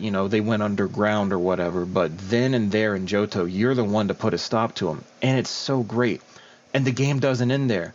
The game does not end when you collect that 16th gym badge and, defeat Team Rocket. The game ends when you go to Mount Silver and you make that grueling dungeon climb all the way to the top. And you get to the top and it's quiet. And you don't know what you're doing. And you take a step forward. And there's nothing there. And you keep walking, and you keep walking. And at the peak of the mountain, waiting for someone to challenge him, was Red from the first games. And it's the best battle of any Pokemon game that you could experience. It'll give you chills. The music, it's like you're facing your past self, like the best version of yourself. You are facing that.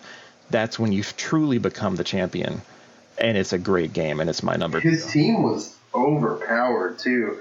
Because So, level 80s. when you get the last Kanto badge, I think their highest Pokemon is in the 60s. Yep. And when you face Red, my man leads off with a level 88 Pikachu, just staring you down. Like, you can have a badass Charizard sitting there, but when that Pikachu comes out, it's like, oh shit, this is not fun in games anymore. Nope. Oh, dude. What an amazing game. Yeah. Yeah, those games are very special. It's still my favorite generation of Pokemon. Yep. I don't think it gets much better than that, honestly. Nope.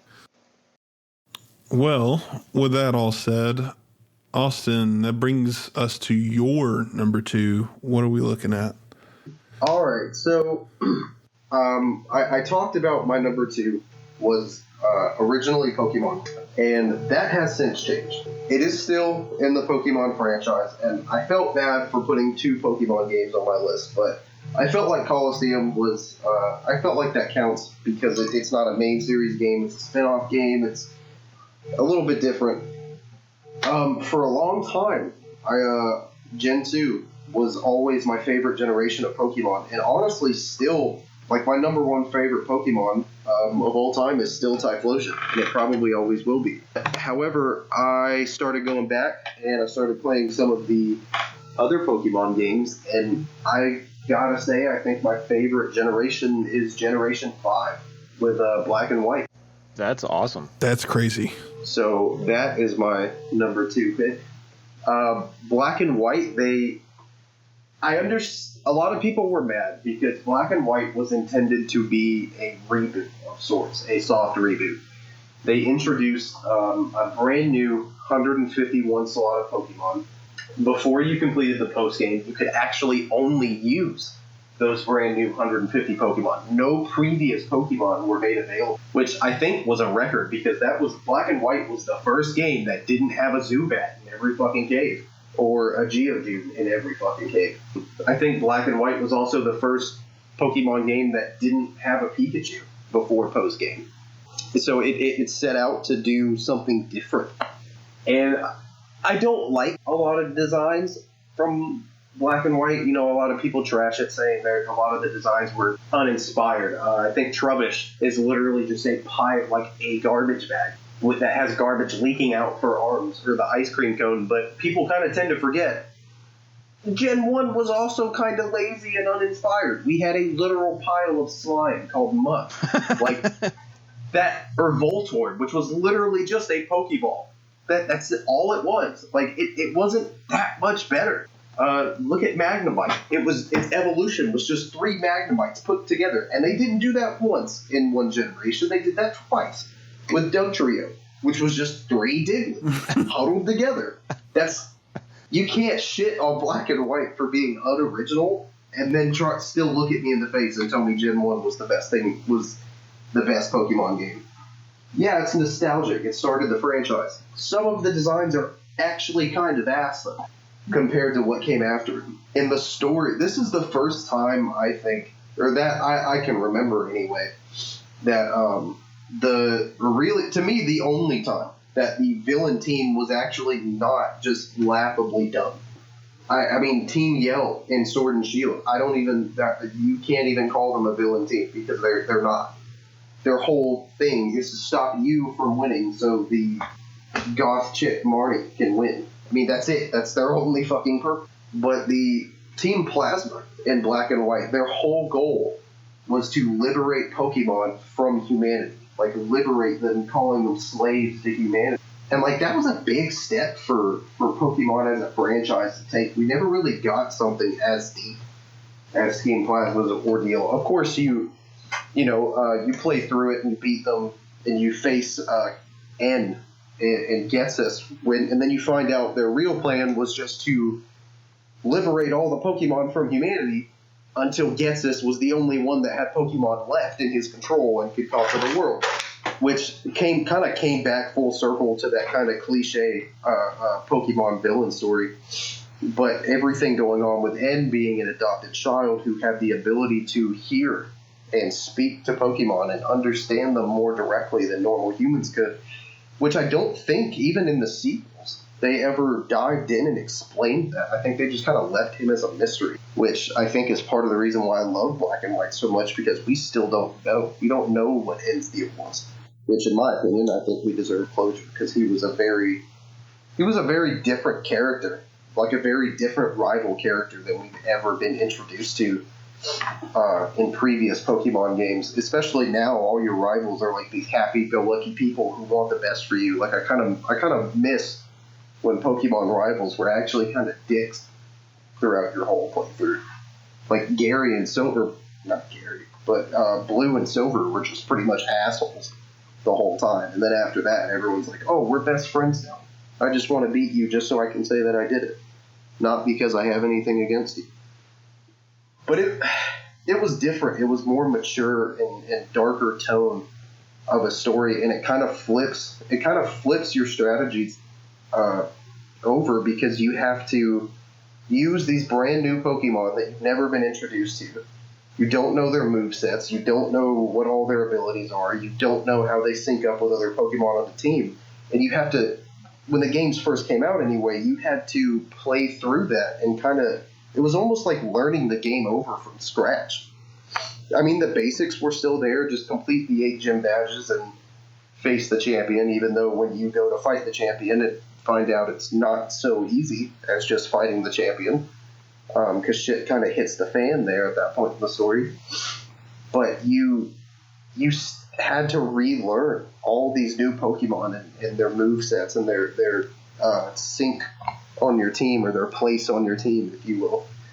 So to me, that was, and no other Pokemon game after that has even come close. I think with X and Y, they only added like 60 new Pokemon, and I want to say the list for Sword and Shield was even shorter than that.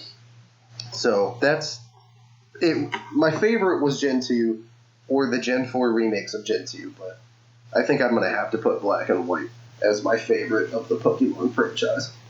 Yeah, I mean, you hit the nail on the head on so many of those aspects.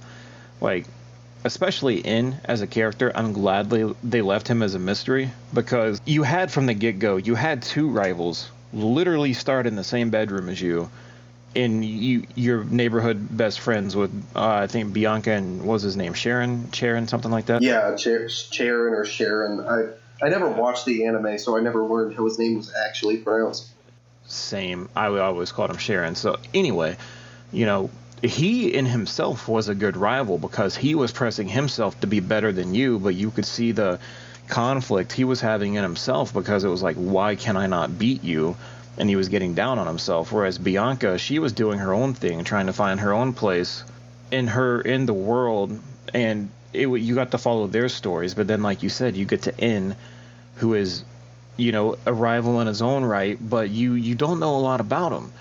And I was actually going to bring this up when Josh was talking about his Zelda games that he likes. Black and White took the weather system and did such a great job because they introduced seasons, and you could not get to some places unless it was snowing or something of the sort. And I thought that was super cool. Unless you were playing in a specific season. Yeah, like you can't evolve Glaceon until it's winter in your game, and you can get into or something like that. It's one of those seasons.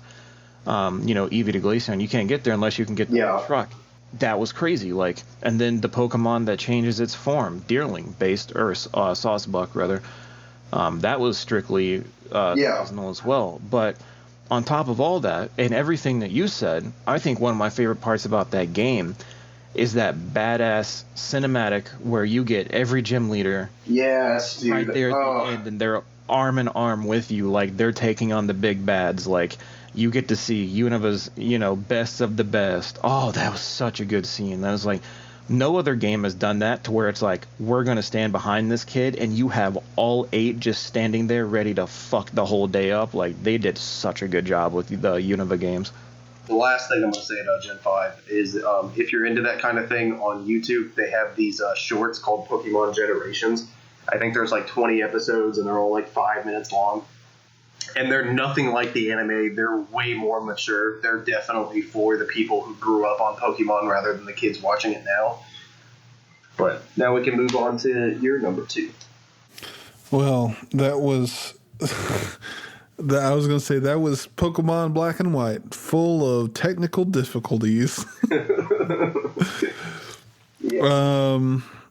My number 2 has not changed since our test podcast. That's fair.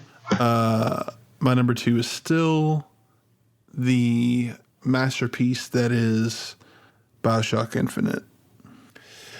I don't know really what I can say that I didn't already say before.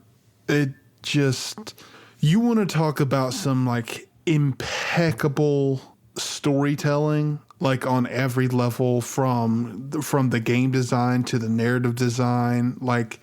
This game has it all. I know it may sound like hyperbole, but this is one of the few games that I would make the claim is close to perfect, if not perfect. The gunplay is so tight, and you really develop a weird kind of connection with the powers that you get, in the way that you can string them together to create, for lack of a better term, combos, and using those to get out, or not necessarily get out of, but in combat situations is, honestly, it kind of, this came after, but maybe a jumping off point for people is the Dishonored franchise. It feels a lot like that in its problem solving. Just thinking of how you're going to get out of situations using the resources at your hands. And I mean, the narrative is really, really great. And it's got one of the greatest twists in all of gaming, I think. And there's so much level of detail put in everything. The world feels lived in, and it is completely immersive in much the same way that we were talking about with The Last of Us. It has so many little details in the world that I just wanted to learn about, and I wanted to be not necessarily a part of that world, but I wanted to engulf myself in the lore of that world. And it's just, it's so fascinating. It's such a, I don't know. It's very, very good. I really, really love that game, and I don't feel like I'm doing it justice right now. It's a masterpiece. Yeah, I mean, you're not kidding. As soon as when we did that test podcast, I don't know if I told you or not, but right then and there, it went in my Steam wish list, and then a few weeks later, went on sale, bought it immediately, jumped right back into it.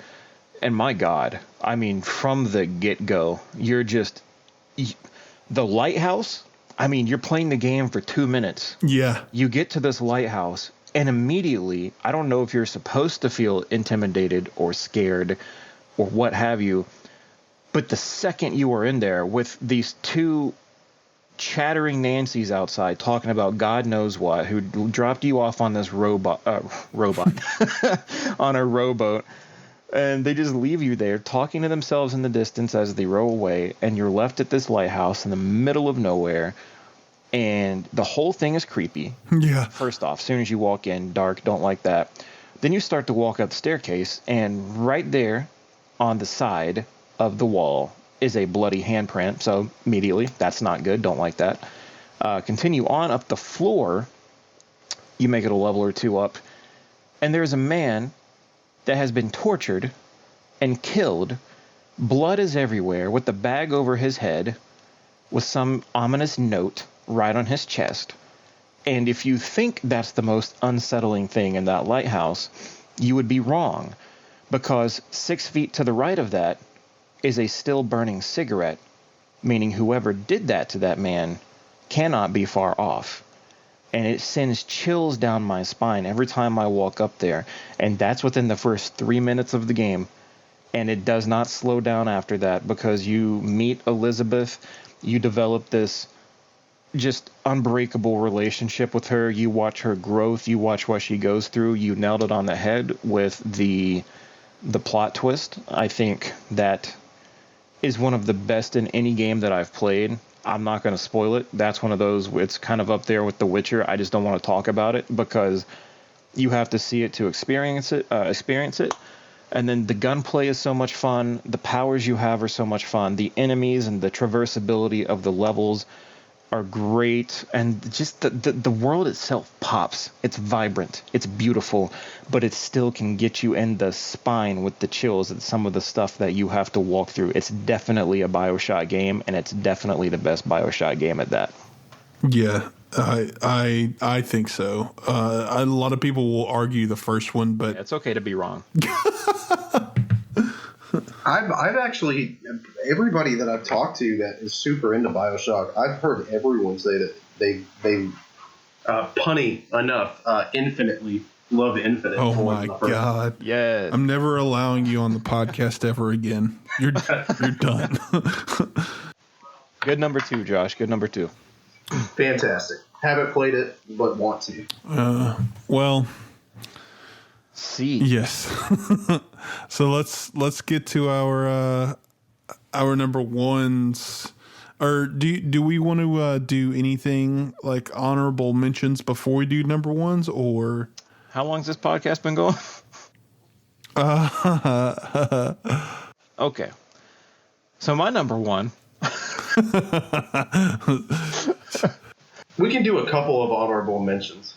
Yeah, go ahead. You do whatever you feel. Yeah, because I do have honorable mentions, but honest to God, I'm just going to jump into it because I have such a vast spectrum that so many games could fill that void for honorable mentions. It's stupid. I sat here and made list after list, and I narrowed down to the top 5. Only one game changed, I think. I think I took out, nope, don't remember. Anyway, Skyrim got added to this list. But my number 1, I actually have this little notepad in front of me, and I kind of jotted down some notes on the 4 of my games just to remember some key points. And for my number 1, I didn't jot down anything. And my number 1 is Stardew Valley. It's a game that transcends games to me because I've struggled with a lot in my life. In terms of mental health, I don't know why I was dealt the hand I was, but it's hard for me to stay positive, stay focused, stay on the track that I need to go And sometimes what I need is just to escape for a little bit. Mhm. And when I heard of this game called Stardew Valley, I didn't know what to expect. Honest to God, I thought it was like a farming simulator. And, you know, like, who doesn't want to have some cows and sheep and stuff like that? So I pick it up, and immediately, you know, you watch this sad little cutscene. If for its own way, like The Last of Us and The Witcher 3, for this pixelated game to make me feel the feels I had in this little click to move on cut screen or a cutscene, man, it was unbelievable. It's like you watch your grandfather's on his deathbed essentially, and he's leaving you his farm. And you get the farm and you get there, and it's this run down, weeds everywhere, trees are growing. I mean, you can choose what kind of landscape you have, but let's just say you go with the default one. I mean, this is not looking like a good farm. And you slowly begin to do some work on it. You know, you clear out a little path for whatever you need to do. You can plant your crops, so on and so forth. But the game truly begins to shine when you make your way over to Pelican Town, the town that is the hub of everything. And you start to see more than just yourself. You see townspeople. And these townspeople are all unique to themselves. There are no two alike, no two look alike. They are unique individuals that, as you talk to them, they become your friends. You begin to know everything about them. You give them stuff, you learn what their likes are and what their dislikes are. You understand the relationship with other townspeople in Pelican Town. You can check the calendar and learn about their birthdays or events coming up. It's a game that is meant for you to invest yourself not only into the land that your grandfather gave you, but to not neglect the people there too, because the people are where the game truly shines. And it encourages relationships of all sorts. And one of my favorite things, it's someone you would not expect to have a friendship with. It's a homeless man who does not live in the town, mind you. He lives all the way north next to this lake, next to a cave, inside of a small tent, away from civilization. The first thing he says to you when you speak to him is something along the lines of, "Please don't mess up my tent." It's like, what kind of life has he lived to have that be the first thing he says to a stranger? So I made it my goal to bring him food every day. You can bring him 2 gifts in a week. Every villager's the same. So I bring him 2 gifts in a week. And slowly you start to develop your hearts with this person. You fill up a relationship meter and he becomes friendlier. And as soon as you get to your 2-star or 2 heart level, you get this cutscene. And the cutscene is at night. You know, I was coming back from fishing on the lake, and then I take a stroll through Pelican Town to get back to my farm. And the game kind of cuts away, and I didn't know the game had cutscenes up until this point, not really at least. And it's Linus, the homeless man, and he's foraging through a trash can. And the person's house that he's at, he comes out. Linus runs around the corner, and this guy's like, "Oh, those darn raccoons," blah blah blah. And he sees the farmer, you, there, and he says, "Can you please go scare off that raccoon?" Old man goes inside and leaves you to do the business. You go around the corner, and there's a homeless man, and he's ashamed of what he's doing. He's ashamed of having to find food for himself, and that crushed me. You can choose what you say to him. You can scold him. You can give him a neutral answer, or you can encourage it. You can be like, "Look, man, you don't have any other options. I totally get what you're doing," which is, as any person with a heart would do, that's what I did. And he really comes to respect you for that. Like, he says, "Thank you so much." And he says, "I promise I won't rummage in this man's trash again." Then he goes about his own way.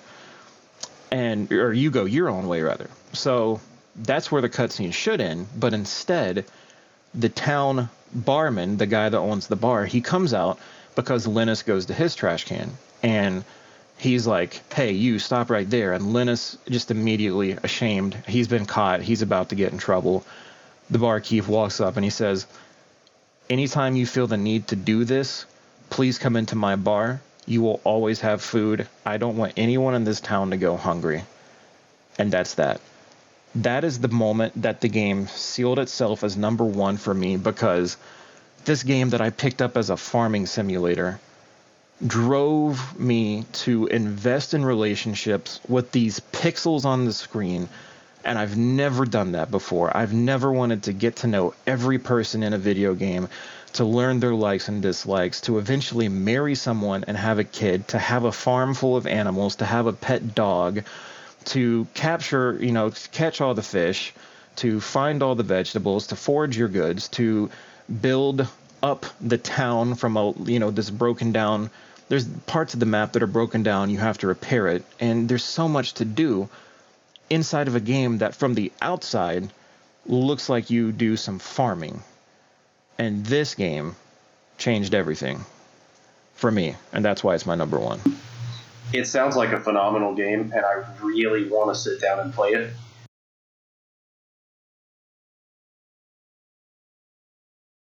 Boy. Yeah, I picked it up on Steam the other day because it's on the summer sale or whatever. I think I got it for $15 or something. I don't remember. So I'm gonna test it out because I also have not played it. I've played games similar to it, like I've played Rune Factory before, and I've played the Harvest Moon. But I've never played this one before, and it'll be my first one in a very, very long time. So, yeah, it's definitely unique. It's different. It's more different than Animal Crossing, more different than Harvest Moon. It's just everything that you could want out of a small game, I feel like it truly delivers on. I mean, you want to do everything in that game you truly can. You're limited to a day cycle. Like, your time is limited. Like, you have energy that you are expending.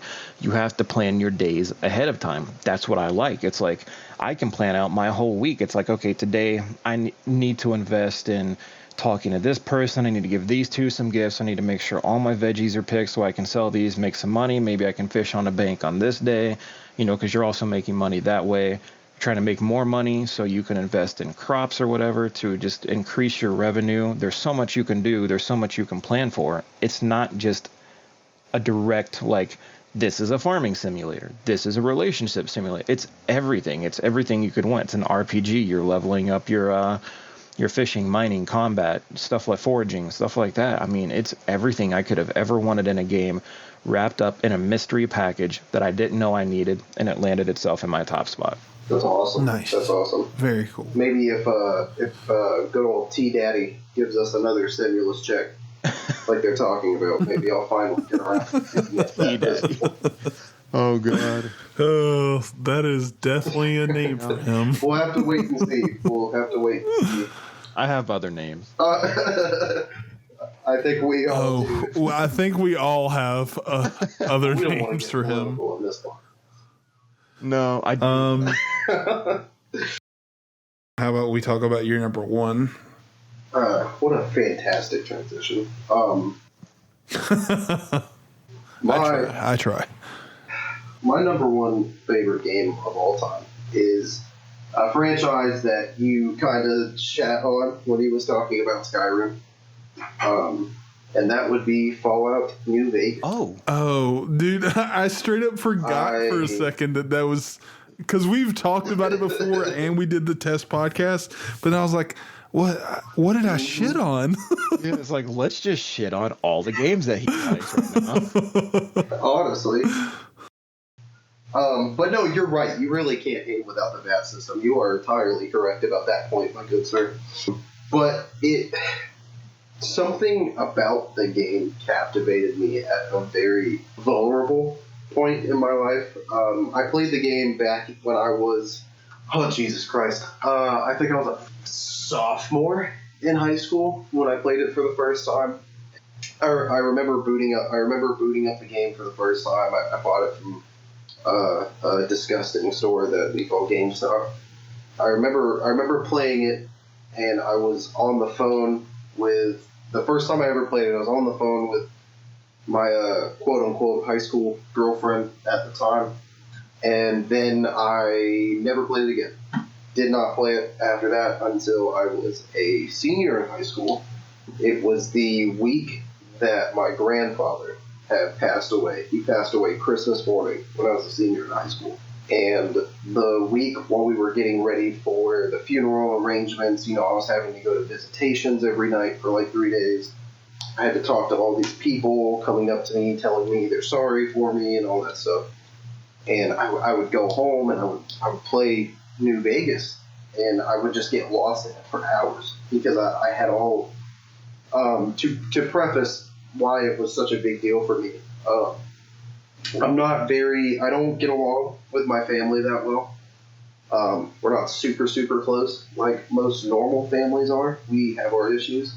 But my grandfather was, and to this day, my grandfather and grandmother are some of my favorite people in the world. They took care of me more so than pretty much anyone else did growing up. I lived with them for a hot period of time. I moved in with them when my grandfather started going through Alzheimer's and dementia because I was helping him out. So I was literally missing days at school because my grandmother could not handle him by herself when I was a senior. And so the time that the week he passed away and dealing with that, I would just come home and I would boot up New Vegas and I would just get lost in it because I didn't want to think about anything else. I didn't want to leave my bedroom and deal with anything else that was going on. So I would just immerse myself in this wasteland, this desert wasteland. And the story, I remember the story not being particularly great for an RPG of its time, but the whole aspect of it being similar to Skyrim in the sense that you really could do whatever you wanted, and that was the first RPG of its kind that I had ever actually played like that.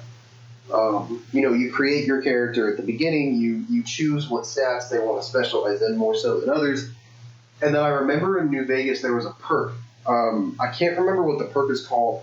I think it's called like the wild card perk or something like that, and it did nothing except for you would experience strange things across your journey through the wasteland. And that was literally the only description that perk gave you. And having that perk allowed you to see stuff like you would see ghosts, you would see like UFOs crash into the wasteland. You would just see outrageous, crazy shit that did not belong there. And so playing through and seeing all that stuff, it really makes it a different experience using that perk. And then all the references that are packed into it. I know there's an Indiana Jones reference in New Vegas. There's a spot right where you start out where there's a fridge, and you open the fridge, and it's a skeleton with the Indiana Jones hat on. And I can't for the life of me remember which Indiana Jones movie that's from, that he like hides in like a fridge or something to evade a bomb blast. I may be saying that completely wrong. It's been years since I've watched any of those movies. I do know that was a callback to those movies. And then walk a little further, and there's a UFO ship that crashed, and it's got a bunch of alien bodies with laser guns and fusion cells, and it was just such a different experience than anything I had gotten to play up until that point in my life. So dealing with what I was dealing with, and coming home and being able to immerse myself in this world that was vastly different than what was going on around me was really it was more about it really helped me grieve, I guess. It really helped me deal with my own problems in a way, if that makes sense. I don't know that I'm explaining this in a way that makes total sense, but no, yeah, I get you. That's why it's one of the few games in my collection that I actually have sealed, and that my goal is to find every release and different version of New Vegas sealed. But it was just such a different experience, I guess. I don't know how to describe the story in New Vegas because it's very difficult to. You start out having no idea what's happening. You start out being dragged along this mountainside at night, and then this very clean-cut dude in a checkered suit literally just shoots you in the face and leaves you to die, and you're rescued by this doctor who, you can be nice and accept his givings and leave, or you can kill him and take all his shit. It's your choice. And then there's the faction system. There's a bunch of different factions you come into. I know the first town you start out in, there is a guy who is on the run from a mercenary group, and you can either choose to help him defend the town from the mercenary group, or you can kill him and take all his shit and do the mercenary group a favor. And depending on what you do, you earn loyalty points for either that town or that mercenary faction. And you come into such crazy situations like that throughout the entire playthrough. But that is my number one pick. That is my favorite video game of all time. I go back and replay it at least once every 6 months, like at minimum. That's crazy. It's one of those games where I've heard about it since its inception, since it came out. Everyone always praises it.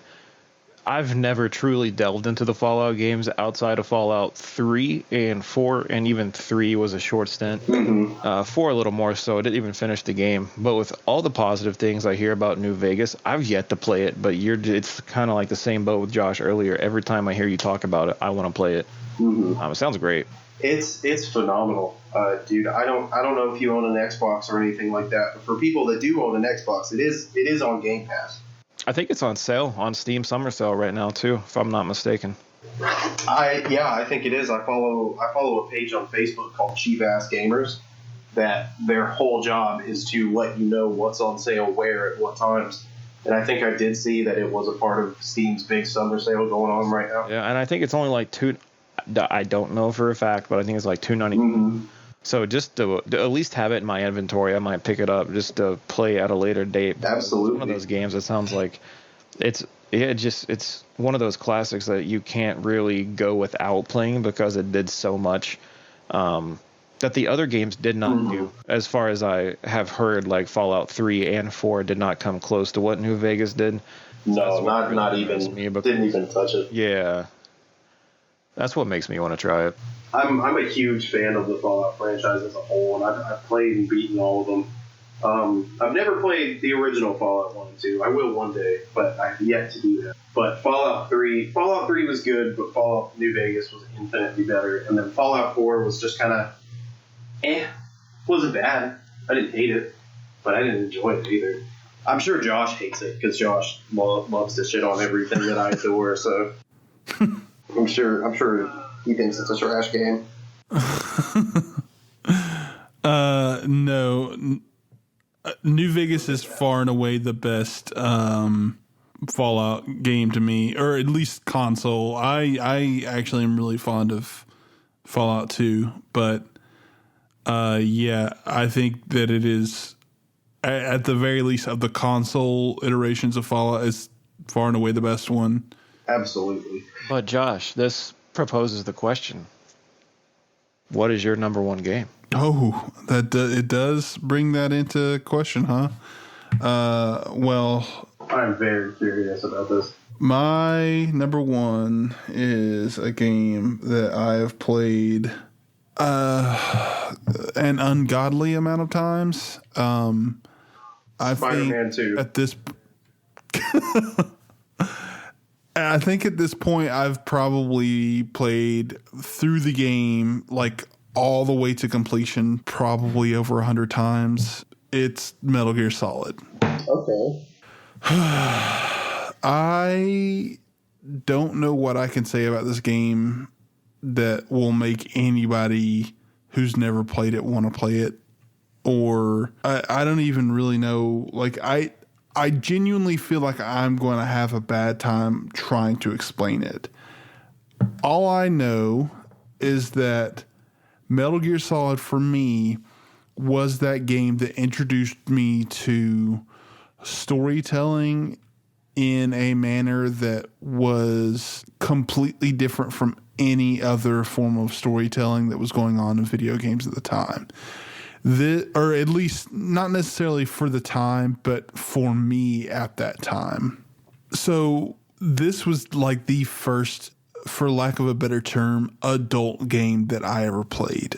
I grew up with the Genesis, and my second system was the PlayStation. And on those systems, I had a bunch of like cartoon games and, you know, just like Bugs Bunny games and, you know, Saturday morning cartoons and stuff like that. And I remember the first game that I got with my PlayStation was Pocket Fighters, which was like a little Street Fighter type, or I think it was exactly Street Fighter, but it was like with little chibi characters. And so like I was not used to the kinds of stories that Metal Gear Solid was telling. And I just, it floored me. To this day, I still have an affinity for stealth games, even though I'm fucking terrible at them. And it's because of this game. It just, everything about it to me is perfect. The story is easily the most comprehensible of Hideo Kojima's oeuvre, if you will. I don't know, man. Like, all of the characters are so well realized and so memorable. Really, the only one that you could argue is not is what was his name? The guy who is like a master of disguise. Oh my God, I don't remember his name, but he's the DARPA chief when you meet the DARPA chief. And yeah, just every single character in that game, from Revolver Ocelot to, you know, the Cyborg Ninja to even Otacon, they all have these very distinct personalities, and they all have these really, really awesome, like, memorable boss fights or like story beats. Like, I remember the first time that I played through the boss fight of I think it was right before Disc 2 starts. It's the second fight with Sniper Wolf, and she goes on this entire she goes on this entire monologue about how she was raised to be a like a hardened Russian soldier, and like she recounts like these horrifying things that took place during her childhood. And then you hear Otacon come over, you know, the codec, and like he's listening to her too, and like he has fallen in love with her, and she's dying as he listens to her recount like how she kind of like transformed, like he kind of helped transform her to being like less of a like a cold-hearted warrior and shit. And it's so heart-wrenching, and there are so many instances in that game of people like having these really deep connections and these really deep stories that don't, or at least for me at the time, didn't get the kind of exposure for me. Like, I wasn't an old enough person to really be understanding Metal Gear Solid at the time, but like I see it now, and it's something that has influenced me greatly. I don't know, man. I really, really feel like I'm doing a bad job of giving this game justice, but it's so good. There are so many awesome little memorable moments, not even character moments, but like, for instance, in the fight with Psycho Mantis, and I know this is something that, like, if you've ever played it, everyone fucking talks about this shit, but the fact that, like, the game read your memory card to see what other Konami games you played, and then Psycho Mantis would fucking call you out about that shit is just, it's, like, so mind-blowing to me. Like, that's something that, like, you wouldn't think game developers would think about or game developers would do. Right. And then like it's on the fucking PS1. Like I just, there's so many, and also in that same fight, like he will quote unquote take control of your mind, and the way that you like circumvent that is by taking your controller out of the PlayStation and plugging it into the other port so he can no longer take control of you. Like, That's so interactive. yeah, it's so fucking crazy that, like, and it's those levels of detail and like just foresight that Kojima and his team had to make something so interactive and so compelling.